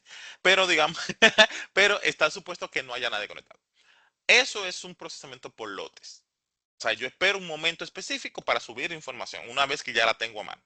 En el caso de los streaming, pues es near real time o real time, como ustedes lo quieran ver. Pero el concepto más aceptado, ¿verdad? Por la comunidad científica es near real time. Pero en este caso de near real time es porque efectivamente yo necesito tener la información en el momento en que se genera. Y para ello yo necesito herramientas especializadas para hacer esto. Por ejemplo, imagínense ustedes, yo estoy haciendo un monitoreo, que de hecho aquí en el país lo están haciendo ya, un monitoreo de la temperatura de bueno, de los sembrados, o sea, de cultivos. Entonces yo verifico en tiempo real con un montón de sensores por todas partes, tema de humedad, el tema de la temperatura, qué tan cálido está el área, o sea, si le falta agua, o sea, todos esos sensores, yo no puedo esperar que llegue la noche para que me mande la data, porque de aquí que yo me entere de que hay una parte muy árida, ya cuando yo le voy a echar agua, ya ni la mata van a estar ahí. Entonces, ese ejercicio yo necesito que sea real time. Cuestión de que, por ejemplo, si yo tengo los sensores conectados al sistema de regado de agua, pues inmediatamente llegan a un threshold, a un nivel, digamos, ya aceptable de que necesita agua, pues entonces se enciendan automáticamente. Pero yo necesito tener procesamiento real time ahí. Yo no puedo esperar que llegue la noche para poner un proceso a que cargue o lo que fuere para yo darme cuenta de que tenemos un problema. Entonces, dependiendo mucho del ejercicio que estamos realizando, vamos a necesitar o pasar la información por batches o pasar la información por lotes, perdón, que en el inglés se me sale de repente, o la data en streaming o real time. Bien, entonces, dependiendo del ejercicio, tenemos que seleccionar uno de los dos. Ahora, hay que seguir, ¿verdad? En el caso de las herramientas, por ejemplo, bueno, estoy usando dos herramientas que son del proyecto Apache. Uno es Spark lo vamos a estar utilizando para temas de batch, o sea, transmisión de información en batch. Y de hecho, Spark, en términos, digamos, de trabajar con data, con Big Data y demás, o sea, si ustedes están estudiando, por ejemplo, algún taller o alguna un diplomado o una carrera, lo que sea, que tenga que ver con Big Data, el primero que le van a decir, ah, mira, Spark es, y se van por ahí. Antes de la presentación del profesor, mira, Spark es tal cosa. ¿Por qué? Porque este es una de las herramientas más utilizadas en este contexto. Ahora, si nos vamos a streaming, aquí tenemos otra herramienta del proyecto Apache que es Kafka. Kafka, pues la idea es que efectivamente yo pueda tener todo ese flujo, todo ese pipeline del dato desde una perspectiva de tiempo real, entre comillas, ¿verdad? Porque por eso yo uso más Near Real Time. Em, Porque yo necesito tener un control constante y al tiempo en que se va generando el evento para poder entonces accionar. Ya mencioné el tema del regadío, pero yo puedo tener esto, por ejemplo, monitoreando equipos. O sea, tengo equipos costosos, dicho sea de paso, un tractor o lo que fuere, y yo necesito estar monitoreando el buen funcionamiento del equipo porque yo puedo hacer un mantenimiento preventivo. En el momento en que yo sienta que hay sienta no, me dé cuenta de que uno de los sensores a nivel de un indicador me está, qué sé yo, está por debajo del mínimo aceptable, pues entonces yo no tengo que esperar que el tractor entero se dañe, sino yo, mira, ve buscándome la pieza de tal cosa o el aceite de tal cosa, porque ya está llegando el límite de aceptable. Uno siempre le pone un colchón por si acaso. Pero si lo hago al otro día, porque el otro día que yo voy a ver los resultados de Data Warehouse, olvídense de eso. Bueno, al otro día vamos a tener el tractor con la 4 gomas para arriba, literalmente. Entonces, en este caso, utilizando, por ejemplo, herramientas como Kafka, existen más. O sea, estoy mencionando las que son más, ustedes quizás hayan escuchado más, los más comunes. Pero existen más herramientas que podemos utilizar para estos temas. Eh, y ya lo que tiene que ver con la automatización y orquestación, o sea, recuerden que orquestar es como el señor este que está frente de una banda de música, ¿verdad? Orquestando, está dirigiendo a cada uno de los músicos, independientemente del instrumento que toque. Entonces, aquí también pasa lo mismo. Nosotros necesitamos utilizar herramientas que nos ayuden a la automatización y su eventual orquestación para que todo el flujo y todo lo que hemos estado viniendo diciendo desde el principio funcione de manera correcta. No es que yo voy a tener una persona, dale doble clic aquí. O mira, a las 6 acuérdate de darle al botón, porque eso no funciona. O sea, eso no, perdón, eso no debe ser. Porque de que funciona, funciona, pero no debe de ser.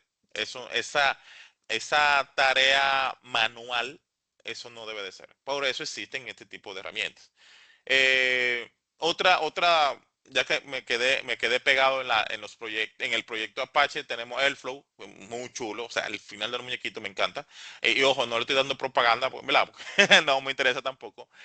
Tenemos Prefect, tenemos Daxter, o sea, hay un par de herramientas bien chulas que están de otro nivel. O sea, si ustedes no han tenido oportunidad de aprender o de verlo en funcionamiento, alguna de estas herramientas se lo invito, o sea, literal, le invito a que hagan pues, un curso en YouTube, un video de YouTube, lo que sea, viendo la herramienta funcionando. Nosotros sí, aquí en el proyecto 52 vamos a hacer un par de cosas de ellas, pero como no es a profundidad, pues entonces les invito a que puedan involucrarse más en estos temas. Aunque si ustedes están haciendo, por ejemplo, se están preparando en el tema de Big Data, sí o sí tienen que verlo. O sea, porque este es el ecosistema básicamente de Big Data. Em, por otro lado, digamos que en cada una de estas herramientas, y vuelvo a rescatar algo que decía hace un momento, no es para que nos casemos con una herramienta. Solamente hago la mención para fines ilustrativos de que existen herramientas que son para tal o cual cosa. Entonces, no es que, mira, lo que pasa es que ahora Percio dijo que todo lo que hagamos lo vamos con Apache Airflow. No, no es eso, no es eso. La idea es que nosotros, en función de la disponibilidad que tengamos, bueno, más bien la empresa, los recursos que nos pudieran proveer para nosotros hacer los proyectos, entonces, pues saber que existen más de un producto. No es solamente, y por eso que siempre me hago la mención de que no podemos casar con una herramienta, no podemos ser pro herramienta, porque nos sesgamos. O sea, puede ser que nosotros seamos expertos en la herramienta X, pero no necesariamente esa herramienta sea la mejor para el ejercicio que estamos haciendo. Por eso es que tenemos que ampliar nuestro abanico de herramientas. Y por eso tenemos que seguir siempre tirando páginas para la izquierda. Bien. Esto parece más una charla motivacional. Pero bueno, es parte de realmente, es parte de, porque necesito que ustedes también le enganchen a la idea. Que existen un montón de cosas por ahí que no las sabemos, ni siquiera sabemos que existen, y eso es peor. Y por eso es bueno, esa es una de las razones por el cual el proyecto 52. Que quiero que todo el que pueda tener alcance a esas herramientas se las aprenda, que pueda tener más, un abanico más amplio de conocimientos y eventualmente de herramientas que le permitan tener más, digamos que espacio en su nivel profesional. Esa es la idea al final de la jornada. Pero bueno, si seguimos andando, ¿verdad? En nuestro journey, pues en lo que tiene que ver ya como un resumen, digamos, ¿verdad? En lo que tiene que ver con la orquestación, la idea es que nosotros podamos utilizar las herramientas del montón que nosotros mencionamos, más las que existen por ahí, para nosotros poder crear de manera eficiente esos pipelines. Ahorita dijimos que depende, que todo el que analiza data a partir del producto de datos que nosotros estamos creando depende de nosotros, o sea, de nosotros los ingenieros de datos. Eh, pero si esa dependencia no es correcta, llámese por ejemplo que yo hago toda la cosa de manera manual, ya arrancamos mal, o por ejemplo yo no tengo forma de monitorear los eventos que van pasando dentro del pipeline, si tengo que hacer algún ajuste, si estoy pasando data tal cual sin procesar, si no estoy validando, digamos, algún requisito del negocio. O sea, son muchas cosas que pueden pasar, inclusive ya las personas que vayan a usar esos productos de datos van a estar cometiendo muchísimos errores en lo que tiene que ver con la toma de decisiones, porque van a estar tomando decisiones en función de algo que no me funciona, que no sirve. Bien, entonces por eso es que tenemos que sentarnos, tenemos que saber dibujar el flujo, saber qué es lo que nosotros necesitamos, saber eh, cómo monitorear, cómo podemos verificar cuando haya, por ejemplo, un fallo. Si puedo de manera automática recuperarme del fallo, si tengo que mandarle una notificación al equipo de soporte, mira, falló el proceso tal, y como lo estoy haciendo en un tiempo, digamos, vamos a decir que muerto, me dé tiempo a resolverlo antes de que ya el negocio comience otra vez a ser operativo. Entonces, son muchas cosas que yo necesito considerar antes de crear un pipeline, porque esto no es manejable ni escalable si se lo dejo a una persona. O sea, yo no puedo poner una persona a que su responsabilidad sea verifique el pipeline o verifique, monitorea a ver si funcionó o no funcionó. Esto no debe de ser una persona. Debe de ser una aplicación o un sistema o un algo, bueno, por eso usamos la palabra de automatización. Una herramienta en el medio que sea quien se encargue de eso. Porque poner una persona para estos fines, olvídense. Te va a funcionar el primer día, luego de ahí se te va a ir de la empresa porque no es escalable, no es manejable. Y estamos hablando de un proceso. Imagínense ustedes los cientos de procesos que puede tener una institución. Eso, excelente. Bueno, bueno, bueno. Se está poniendo como bien el tema. Vale, chicos, entonces nada. Eh, Desde el punto de vista de las herramientas, vamos a mencionar un par de cosas aquí. Eh, Quizás no, wow, vamos a hacer a una certificación en Google Cloud. No están así, pero sí vamos a hacer algunas menciones al respecto. Por ejemplo, cuando hablamos ahorita de que nosotros debemos manejar algún tipo de lenguajes de programación, ese tipo de cosas, em, básicamente es orientado a ese toolbox que nosotros debemos de manejar. O sea, no es solamente vamos a estar haciendo quizás flujos en, qué sé yo, un SQL. Ahorita lo mencionamos que podemos, no solamente SQL, o sea, como gestor, en este caso SQL Server, sino que también podemos hacer ejercicios en otro tipo de gestores de base de datos. Ahora, desde la perspectiva de lenguajes de programación, Existen muchísimos también. O sea, los más comunes quizás en una conversación trivial pudieran ser Python y R, pero existen más. Por ejemplo, en mi caso a mí me encanta Julia y Scala, que siempre lo menciono cada vez que tenemos estas conversaciones. Pero eh, al final de la jornada, la herramienta es tal como indica el nombre, es una herramienta. Ese no es el objetivo.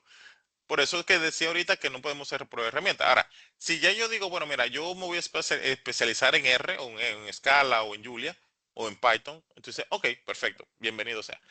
Pero es la herramienta, no es el objetivo. ¿Bien? Por otro lado, si tenemos que interactuar con bases de datos, ya sabemos que por ahí hay un montón de gestores de bases de datos que van a estar dependiendo de qué es el tipo de ejercicio nosotros vamos a estar haciendo. Y digamos que desde el punto de vista de visualización, por ejemplo, aunque ya hicimos una mención que no les tocaba, que no les tocaba, habíamos mencionado que un Power BI, mencionamos a un Tableau, a un ClickSense, etcétera, etcétera. Pero aquí es también lo mismo, o sea, el que sea, el que la empresa tenga, porque es que al final de la jornada, eh, yo no puedo decir, o no debo, perdón, vamos a ese verbo, yo no debo decir en la empresa a la cual yo trabajo que porque tienen ClickSense, por ejemplo, yo no voy a trabajar tablero porque yo no me gusta ClickSense, a mí me gusta Power BI. O sea, no, eso no es una conversación eh, eh, pro dinero, pro negocio. Es una conversación pro herramienta. Entonces, eventualmente esas conversaciones no deben de tener cabida. Por otro lado, cuando hablamos de lo que son las librerías, fíjense que siempre que hablamos de librerías, siempre nos llega a la cabeza Python. Sin embargo, sí, tiene su flow, tiene su encanto, porque eventualmente este tipo de herramientas que están, bueno, están en la palestra, si nos vamos a los índices de popularidad o de uso, etcétera, etcétera, pues vemos que Python siempre está dentro de los primeros lugares, ya tiene como 5 años consecutivos en uno de los que yo utilizo, pero digamos que eh, sin ánimos de quedarnos en esa herramienta, prácticamente todas las herramientas de desarrollo tienen de una u otra manera la posibilidad de incorporar librerías. Y esas librerías son las que nos van a ayudar a hacer la magia. Porque no créanme que yo no quiero comenzar a hacer nada desde cero. O sea, imagínense ustedes, una funcionalidad de la que me ofrece PySpark, que ya sabemos que Spark como tal, ya como yo puedo trabajar en tema de procesamiento distribuido, y que yo quiera comenzar todo eso desde cero, yo haciendo la fuerza de código en Python, entonces no, no, no way. Entonces, efectivamente, hay muchas herramientas, muchos lenguajes de programación que ya podemos utilizar desde un punto de vista de la incorporación de librerías. Aquí menciono Python por varios temas, por ejemplo, Pandas, PySpark y SQL Alchemy, que son tres de las librerías más chulas si estamos hablando desde el punto de vista de analítica de datos. Bien, por un lado, bueno, ya sabemos lo de Pandas, ya nosotros tuvimos un episodio entero de Pandas, o sea que no vamos a volver a hablar sobre este punto. Pero en el caso de PySpark, que básicamente me permite trabajar en un tema de procesamiento paralelo, distribuido, optimización de recursos, tema de, bueno, Big Data en general, desde Python, pues eso es una chulada. Ahora sí, es la real librería. Hay un montón de cosas ahí que sería interesante que comencemos a aprenderlo, porque si ya que estamos trabajando con temas, con vista a trabajar con Big Data, pues lo más lógico es que yo sepa trabajar con las librerías que pues me ayudarían a hacer este tipo de procesamiento. Y en el caso de SQL Alchemy, pues básicamente es la librería que nos va a permitir, aunque hay otras, por ejemplo, PyODBC, por mencionar una, que me permite trabajar con la conexión a base de datos de SQL y de manera simple y sencilla. O sea, el nivel de abstracción que tiene esta librería es muy ápera.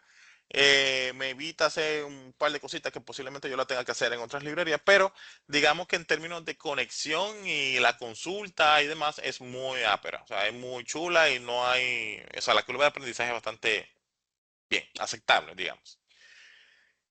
Eso con relación a los lenguajes de programación desde el punto de vista de perdón, de la ingeniería. Ahora, a nivel de infraestructura en la nube, ese es otro tema que tenemos que dominar. Y es que efectivamente aquí, aunque menciono las principales, que en este caso estaríamos hablando de AWS, estamos hablando de Azure, que es Microsoft, y Google Cloud. Básicamente son las tres principales, aunque aparecerá una que otra por ahí, pero digamos que en general son las principales cloud que pues se tienen. Hay otras distribuciones, digamos, si lo queremos decir así, que lo que hacen es que combinan estas tres. O hay otras que efectivamente se montan en una de estas tres y te venden unos servicios más personalizados, ese tipo de cosas. Pero digamos que en términos de infraestructura, pues son estos tres, los principales.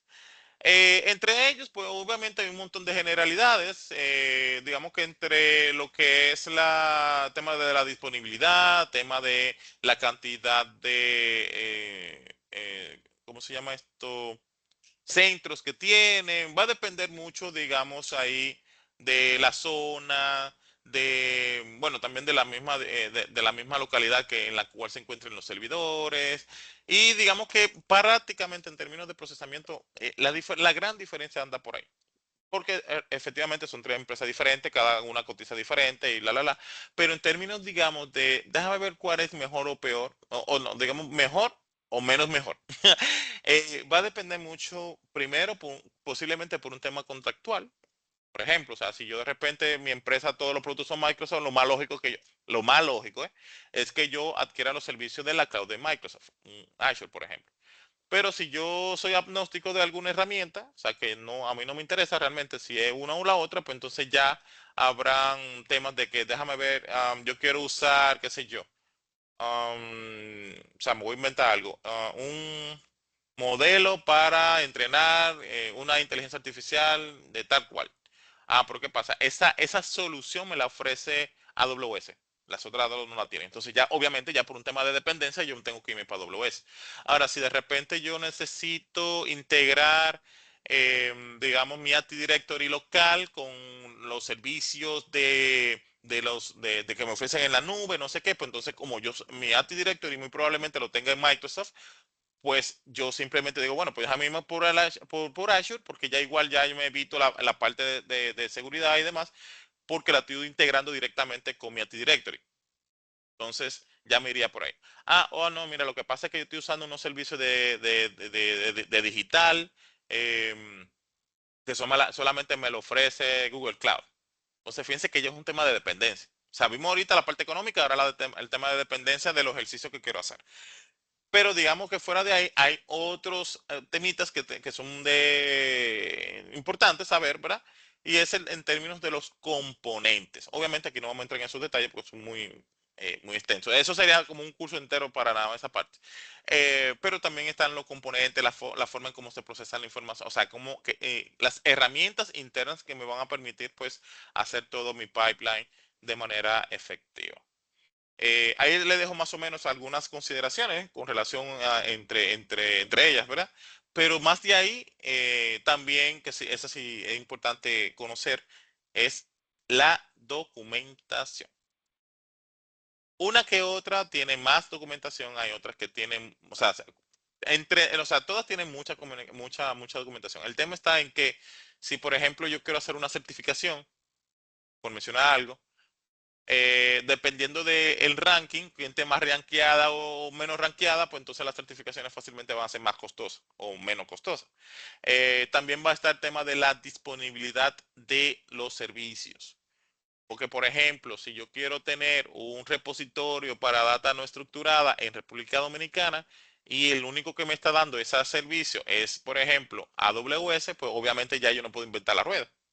O es Microsoft o es Google Cloud. Entonces, todas esas cositas nos toca a los ingenieros de datos identificarlas para poder entonces ofrecer un producto de calidad.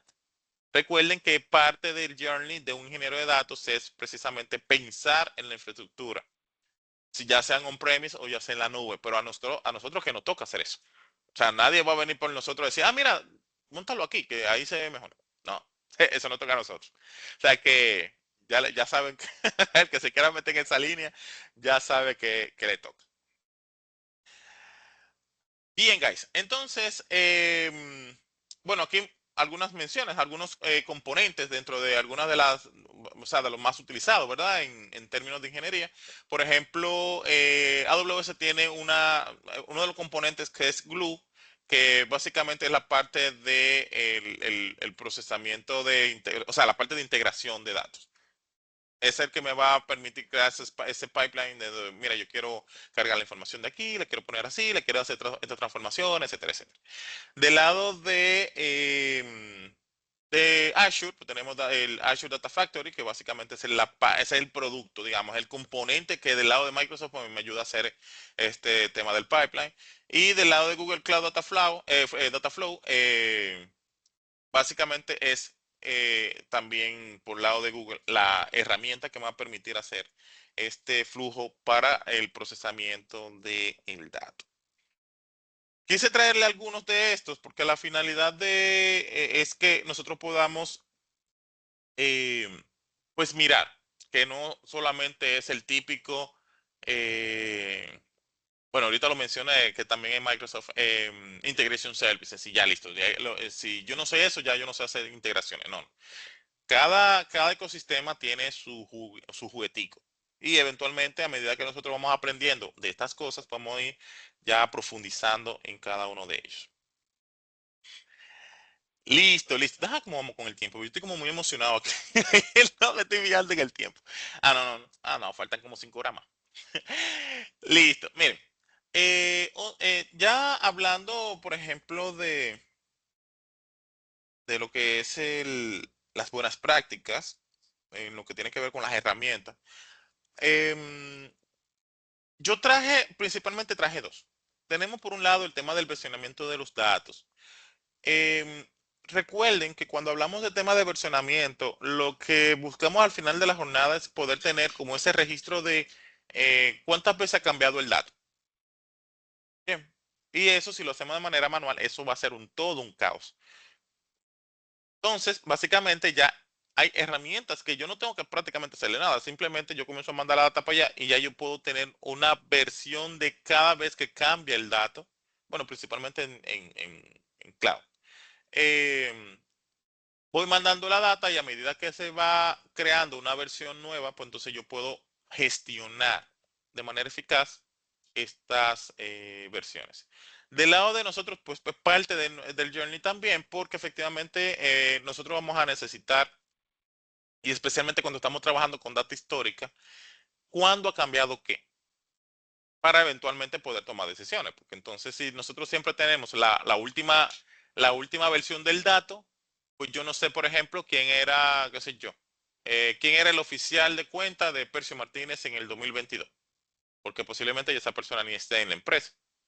Pero ¿qué sucede? Yo necesito calcular o ver cuántas veces se ha hecho, por ejemplo, el cambio de oficiales de una persona, de un cliente, para ver si hay un tema en el proceso o es que lo están haciendo de manera alegre. Pero como yo lo sé, si siempre que yo voy y reviso la data, siempre tengo el último que está, bueno, la última persona que está atendiendo al cliente. Entonces ahí comienza a entrar en juego lo que es el versionamiento del dato. Pero tampoco es versionar por versionar. O sea, nosotros aquí necesitamos tener herramientas que me permitan hacer eso de manera dinámica, porque hacerlo manual, esto es un caos, literalmente. Y lo pueden escribir con K. Y el último punto, bueno, en este caso sobre las buenas prácticas, es precisamente el tema de la calidad y la gobernanza del dato.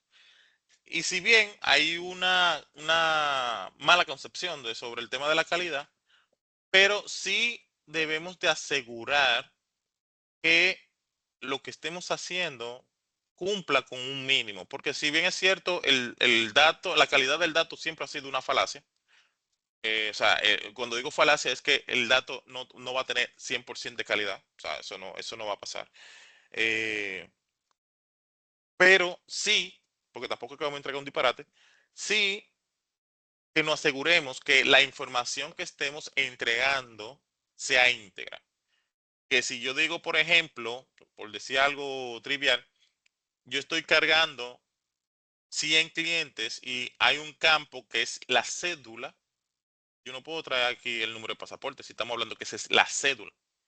O el número de la licencia, o el número de... No, porque ahora si tú me dices, ese es el campo de identificación, bueno, ok, ahí ya yo puedo tener diferentes tipos de número de identificación, pero si es cédula, es cédula. Mira, el campo edad, o digamos, el fecha de nacimiento.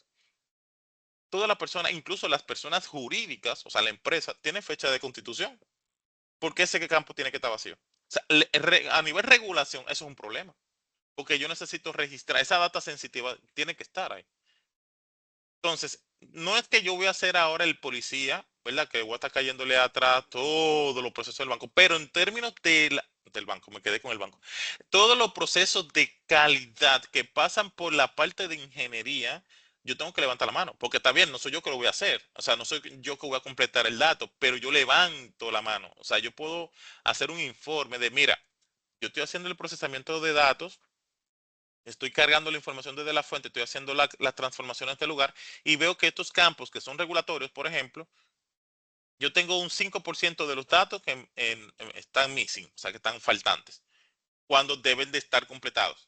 Entonces yo eso se lo mando a quien sea, lo mando al negocio para que lo revisen, al comité al COE analítico, a donde sea, pero el caso es que yo puedo desde mi perspectiva de ingeniero de datos, puedo hacer un informe y mandarlo a las personas pertinentes para que lo arreglen.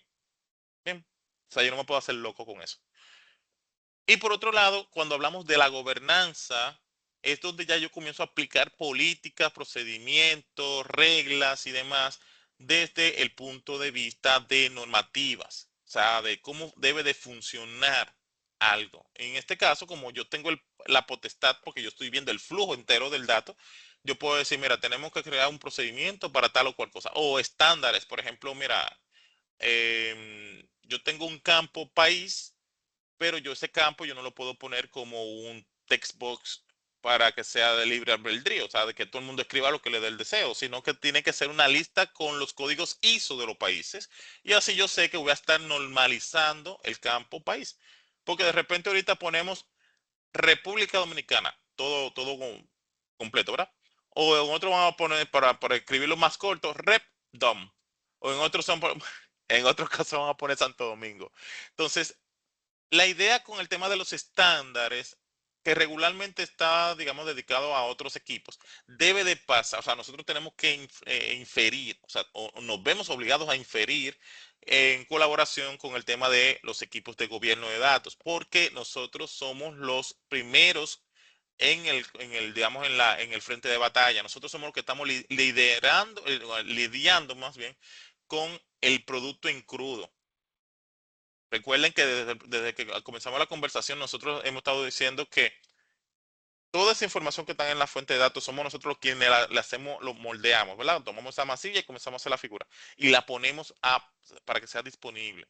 Entonces, si ya yo sé que tengo ese poder ahí, lo más lógico es que yo trabaje de la mano con el equipo de gobierno de datos para que efectivamente todo lo que yo pueda identificar desde ahí, pues tú pueda levantar la bandera y no que se den cuenta en el momento en que yo tomo una decisión o los equipos de ciencia de datos analítica toman una decisión tuyosa, literalmente, porque están tomando data que no tiene ningún tipo de criterio y efectivamente ya cuando tenemos el palo dado es que nos damos cuenta, pero mira, lo que pasa es que el campo tal no funciona o está trayendo inconsistencias. Bien, entonces fíjense que no es solamente agarro, me conecto a la fuente y la pongo en una tabla y vamos arriba, sino que hay cosas, hay procesos, hay formas de trabajo que están asociados a lo que es el perfil de ingeniería de datos. Bien.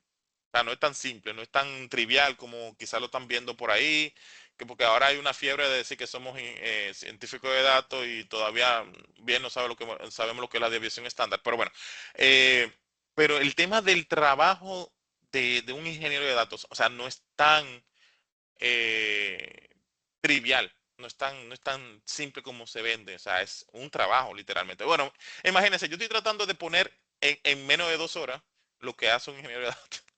Y eso todavía me falta un montón de cosas. ¿Bien? Entonces, bueno, por lo pronto vamos a dejarlo hasta aquí. Ya por último, vamos a hacer una mención especial, ¿verdad? Vamos a hacer unos minutos de reflexión. Vamos a reflexionar. Vamos a hablar sobre unos casitos de uso de un par de empresas que ya ustedes conocen, ¿verdad? Sobre qué hicieron, en esencia. O sea, hice un pequeño resumen para que ustedes vean más o menos de qué va. Y por ejemplo, cuando hablamos de lo que es el flujo de trabajo, así si tenemos que hacer un resumen, pues lo primero que nosotros hacemos es efectivamente, bueno, identificamos todas las fuentes de datos que tiene la empresa. Ahí comenzamos a, digamos, a conectarnos ya sea a los API, ya sea a bases de datos relacionales, bases de datos no relacionales. Identificamos, bueno, si tenemos data en archivos planos, CSV, TXT, XLSX, o sea, un montón de cosas. Eh, y digamos que aquí comienza el trabajo. Y comienza feo, porque ya con el simple hecho de yo tener que homologar toda esa fuente de datos para que cuando yo la mande al repositorio final, todo se vea igual. Por ejemplo, tomen el ejercicio de las fechas. Solo eso es un trabajito. Iba a buscar otro calificativo, pero no vamos a dejarlo, es un trabajito. Adicional a todo eso, tenemos que pensar también en lo que es la limpieza del dato, que era lo que hablábamos hace un momento desde la perspectiva de gobierno. O sea, tenemos que estar al pendiente de que durante las transformaciones que vamos a estar haciendo, tenemos que aplicar reglas de negocio, limpieza de datos y todo lo demás. Porque la idea es que a medida que nosotros vamos colocando esta información al repositorio final, los equipos analíticos la van a usar. Entonces, si no hacemos nada de lo que yo acabo de decir, pues entonces no estamos en nada. Porque literalmente lo que estamos es moviendo la data de un sitio a otro. Bien, y esa no es la idea, esa no es la función de un ingeniero de datos. Eh, ya en lo que tiene que ver con, a ver, dependiendo del ejercicio, pues ya vimos que nosotros podemos tener información tanto en real time como en batch. O sea, yo puedo trabajar sin problema en batch, dependiendo del ejercicio, ¿verdad? Pero también digamos que la idea de identificar si es una u otra, muy rara vez la vamos a determinar nosotros así, así como que, sí, mira, a mí me parece. No, no, no es tan así. De repente tenemos que sentarnos con el negocio, validar efectivamente de qué se trata. Entonces, a partir de ahí, pues, entonces ahí sí podemos decir, sí, mira, lo que pasa es que se necesita en batch o, o lo puedo hacer perfectamente usando streaming. Pero eso son conversaciones que se tienen para llegar a esas conclusiones. Y efectivamente, ya en lo que tiene que ver ya con la disponibilización del dato, pues entonces, rescatando ese paréntesis que hice ahí, vamos a necesitar cualquiera de esas dos estrategias, tanto en batch como en streaming, para entonces darle la información o el producto de datos a los interesados. Ahora, si lo vemos desde un ejercicio, digamos, a una empresa, fíjense que aquí traje un par, o sea, sin ánimos de hacerle payola, ni mucho menos. Pero, por ejemplo, a mí me gusta utilizar estos tipos de negocio, estas empresas, por la forma y la volumetría de datos que manejan. Por ejemplo, Netflix, Uber y Amazon. Si bien hay un montón, o sea, la mayoría de estas empresas grandes, pues ya igual usan todos estos temas que nosotros hemos estado hablando en el día de hoy. Pero, por ejemplo, puse estos tres porque son, digamos, de uso general, o sea, de conocimiento general. Por ejemplo, en el caso de Netflix, cuando Netflix hace el tema de las recomendaciones de películas, por ejemplo, mira, lo que pasa es que tuviste, no sé, Son como niños uno, por ejemplo, la primera versión, esa de Andy Sanders. Eh, Inmediatamente se acaba la película. Bueno, también hay un tema de los me gusta, los no me gusta, bueno. Dependiendo de los perfiles, que son muchos, o sea, imagínense ustedes tener la capacidad de analizar la cantidad de suscriptores que tiene Netflix para determinar que en función de los gustos de las personas que se parecen a ti, te puede recomendar la segunda parte.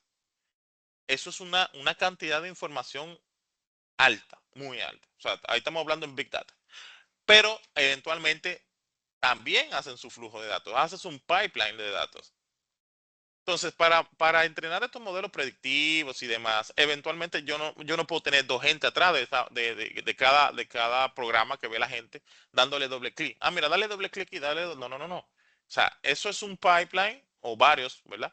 Que van alimentando los modelos eventualmente se van entrenando y entonces ya viene el tema de la recomendación. Pero el previo, perdón, que es el de déjame tomar toda esa información que se está generando en la plataforma, que en este caso es una plataforma de streaming, para poderle dar la recomendación al cliente Eso no es una persona detrás de pantalla, de allá en la empresa dándole clic a las cosas, no. O sea, hay un montón de flujos que están correlacionados y que están haciendo entonces el trabajo. En el caso, digamos, de Uber, pues pasa prácticamente lo mismo. En el caso de Uber, que es una plataforma bueno, de transporte, vamos a decirle, que básicamente me va dando la ruta en tiempo real, veo los tapones, veo, digamos, dónde se están ocasionando, por ejemplo, chubascos o los charcos, como le decimos nosotros acá. Los charcos, yo me puedo desviar, por ejemplo, me dice, mira, la ruta más corta o más rápida, más bien, de aquí a tu casa es esta, aunque tengas que darle media vuelta al Faro Colón, pero digamos que por lo pronto por los tapones me dice que mira, esta es la que más te conviene. Si yo me quiero ir por ahí, bueno, si no me quiero ir por ahí, pues amén, me llevo una revista para irla leyendo. Pero digamos que en términos del procesamiento de la data, en el caso de Uber, es similar. O sea, es mucha data, es mucho tema que analizar y efectivamente tú no puedes tener una persona analizando toda la ruta de todos los países al mismo tiempo. Entonces tú tienes pipeline definido, tú tienes temas de modelos detrás definidos que se van alimentando con ese pipeline para entonces tomar la decisión más asertiva. Y en este caso lo está haciendo en tiempo real. Porque imagínense ustedes que yo le diga, ok, déjame ir a mi trabajo y se lo ponga a esta hora y de repente la data me la dé en la noche o al otro día, tú dices, bueno, tenemos un problema. Entonces, en este caso, él me está dando las recomendaciones en tiempo real. Bien. Y Amazon, bueno, ya en Amazon, pues digamos que casi la mayoría de los casos de estudio que uno hace de forma didáctica para los diferentes talleres y demás, pues Amazon siempre sale como un caso de estudio. Y es que efectivamente, fíjense que cuando nosotros trabajamos con las compras por internet, por mencionar algo, ¿verdad? Lo primero es que si yo compro un teclado, por ejemplo, un teclado de mi laptop, me va a salir en alguna parte de la pantalla, me dice, mira, otros usuarios que compraron este teclado, compraron el cover de la laptop, o compraron esta fuente, o compraron un mouse con colores. Pero es precisamente ahí están usando modelos de predicción, de recomendación. Entonces me está recomendando productos que posiblemente otras personas que han comprado el mismo producto que yo, tenemos los mismos gustos, pues entonces básicamente, o más bien el mismo perfil, el mismo tipo de, digamos, bueno, gustos, vamos a dejarlo hasta ahí. Entonces la plataforma me recomienda. Pero para llegar a ese nivel de conclusión, también pasa lo mismo que pasaba con Uber. Básicamente, hay modelos detrás, modelos predictivos, que eventualmente se alimentan con estos pipelines que previamente se fueron definiendo. Bien, o sea, no es tan así como que, mira, tengo un CCB, ahora entré en el modelo. Eso nada más funciona si estamos trabajando en Kaggle. Kaggle es una plataforma para yo aprender. O si ya quiero en la competencia, disculpen, entonces, o si quiero una competencia, ahí hay datasets que son para competencias, que son ya empresas que ponen su dataset ahí y te dan un premio por si tú quedas en primer lugar. Listo. Pero si estamos trabajando con data chiquita, un CSV de 300 megas, 20 megas, bueno, ok. Pero cuando estamos hablando de Big Data, ya aquí estamos hablando de mucha información, guys. Y para llegar a la conclusión de estos temas, de estos casos de éxito, en términos de lo que es la ingeniería, pues es porque hay muchos procesos definidos.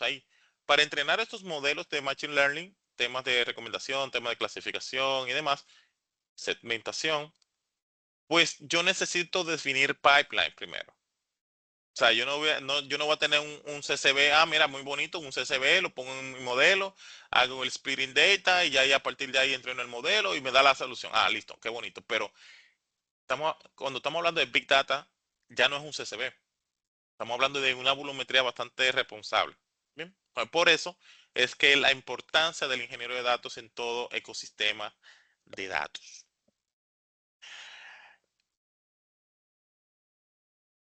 Listo, guys. Entonces, ya digamos para ir cerrando.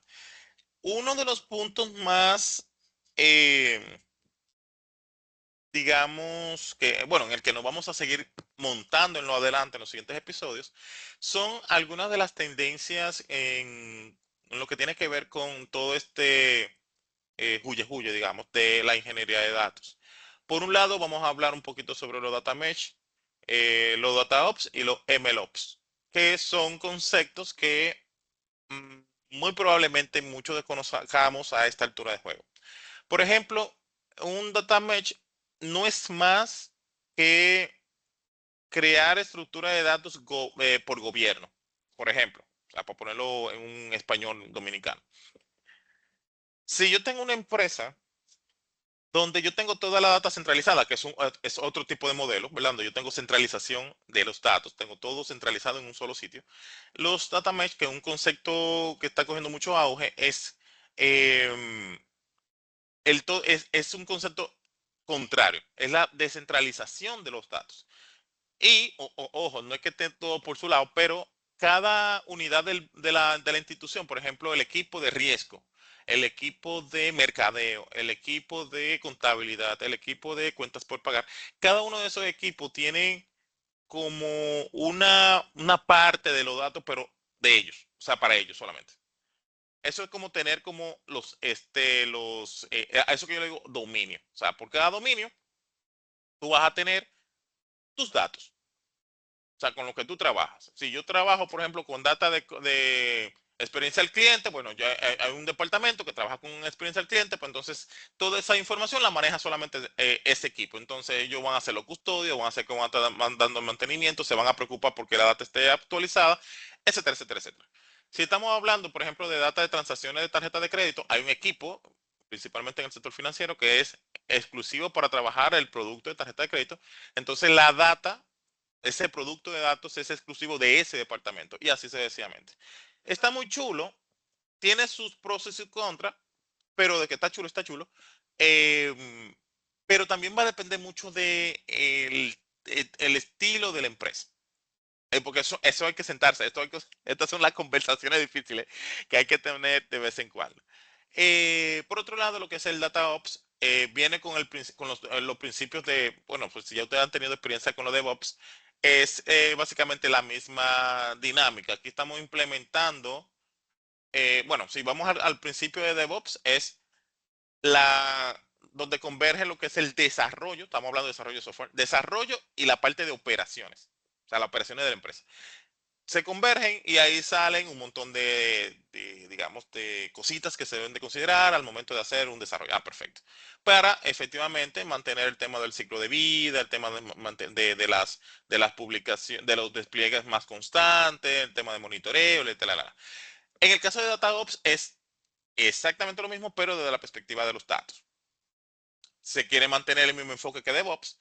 De hecho, el MLOps también es lo mismo. O sea, en este caso de MLOps es Machine Learning Operation, o sea, que es DataOps sería desde la perspectiva general del dato y MLOps sería desde la perspectiva de Machine Learning. O sea, la convergencia de modelos de Machine Learning con las operaciones, entonces ahí ya tú tienes un concepto aparte. Y en el caso de DataOps, pues sería, digamos, lo mismo, pero desde el punto de vista general del dato donde lo que se busca es precisamente tener este tema que hemos estado hablando de la automatización, los controles de flujo, el tema del monitoreo, de los despliegues y todo lo demás. ¿Ok? Eso todo ese concepto raro que ustedes están viendo aquí, o sea, y ojo, no son nuevos, salvo el de Mesh, que tiene o sea, se lo comparo con nosotros todos, tiene menos tiempo, pero igual no son conceptos que salieron ayer. Lo que pasa es que de repente tenemos un montón de cosas ahí pendientes que todavía no le hemos podido poner la mano. Ah, listo, listo, listo. Vamos a ver, vamos a ver. Ya por último, y quizás, y no menos importante, ¿verdad? El tema de la automatización con inteligencia artificial. Esto es un tema bastante tricky porque ahora prácticamente muchas de las cosas que estamos haciendo, pues las estamos montando con la utilización de temas de inteligencia artificial. Eventualmente ya los flujos y demás también la estamos montando ahí. Y la chulería con esto es que con la IA nos estamos ahorrando un montón de procesos y tareas, básicamente porque la idea de todo esto es poder optimizar. O sea, no es que vamos a quitar ahora procesos, sino que optimizar fácilmente si, qué sé yo, si por implementar algún tipo de tecnología que utilice inteligencia artificial, yo me voy a evitar dos pasos, pues yo prefiero hacer la implementación. O desde el punto de vista de las tareas, automatizar tareas. Aquí la idea no es que el flujo siga todo así como mecánicamente, sino que de repente yo pueda tener hasta cierto punto un nivel de el control entre los diferentes pasos que va pasando de todo mi pipeline. Listo, excelente, excelente. Bueno, guys, yo creo que, ¿verdad? Por hoy lo podemos dejar hasta aquí. La idea es que entre todos estos temas que nosotros vimos en el día de hoy, podamos pues seguir robusteciendo, seguir investigando, ¿bien? Entonces, nada, como siempre, aquí en este episodio lo que hablamos fue precisamente de lo que era la ingeniería de datos, de qué va eso, cuál es el concepto, cuáles son los roles, qué tenemos que hacer, cuáles fueron algunos de los conceptos que vimos, por ejemplo, a nivel de procesamiento, tema de almacenamiento, los conceptos de los pipelines, los temas de ETL, LT, qué significa, algunos conceptos ya de tendencias y algunas consideraciones y algunos casitos que encontramos por ahí, ¿verdad? Para hacer los ejemplos. Ya luego de ahí, y como siempre, ¿verdad? Aquí puse algunos recursos por si quieren seguir aprendiendo, seguir leyendo un par de cositas. Hay mucho material, o sea, de verdad que hay mucho material, ahí no hay ningún tema, básicamente es sentarnos una tarde, un sábado, un domingo, nos vamos para la playa y de allá nos llevamos la laptop y comenzamos a buscar abiertamente en cualquier sitio y vamos a encontrar material sobre esto. Eventualmente para los otros episodios nosotros vamos a hacer, vamos a seguir en la dinámica de hacerlo con prácticas, ¿verdad? Aquí quise hacer este muy conceptualmente porque para comenzar a trabajar con temas prácticos, pues necesitamos también conocer primero de base los conceptos. Entonces, nada, ya digamos que por lo que sigue para la siguiente semana, vamos a entrar de lleno en el concepto de ETL y ahí obviamente vamos a tener que hablar sobre los otros conceptos que van asociados, desde, por ejemplo, qué sé yo, el tema de Data Warehouse y ese tipo de cosas. Pero igual, la semana que viene, que sería el episodio número 2, vamos a estar hablando sobre lo que es ETL, que es extracción, transformación y carga. Para los que están tomando nota, pues básicamente este es uno de los primeros procesos que discutimos en el día de hoy desde la perspectiva de las actividades que hacemos desde el punto de vista de ingeniería de datos. ¿Bien? Entonces, nada, por lo pronto, eso sería todo lo que tenemos para el día de hoy. Cualquiera que me oye dice, no, pero fueron 10 minutos. ¿No?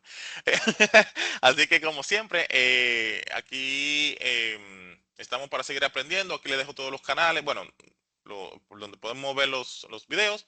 Ya ustedes saben, compartan esto, señores, porque esto no es para mí nada más, esto es para todos ustedes. Cualquier cosa, digamos, ahí están los canales abiertos, tanto Telegram, WhatsApp, el mismo YouTube, que podemos hacer cualquier tipo de comentario. Y si necesitan alguna ayuda, pues no duden en escribirme. Y la idea es que podamos seguir entonces en este journey. Recuerden que son 52 semanas, ya vamos casi por la mitad. Y la idea es seguir aprendiendo. Por lo pronto, pues nada, vamos a dejarlo un poquito hasta aquí.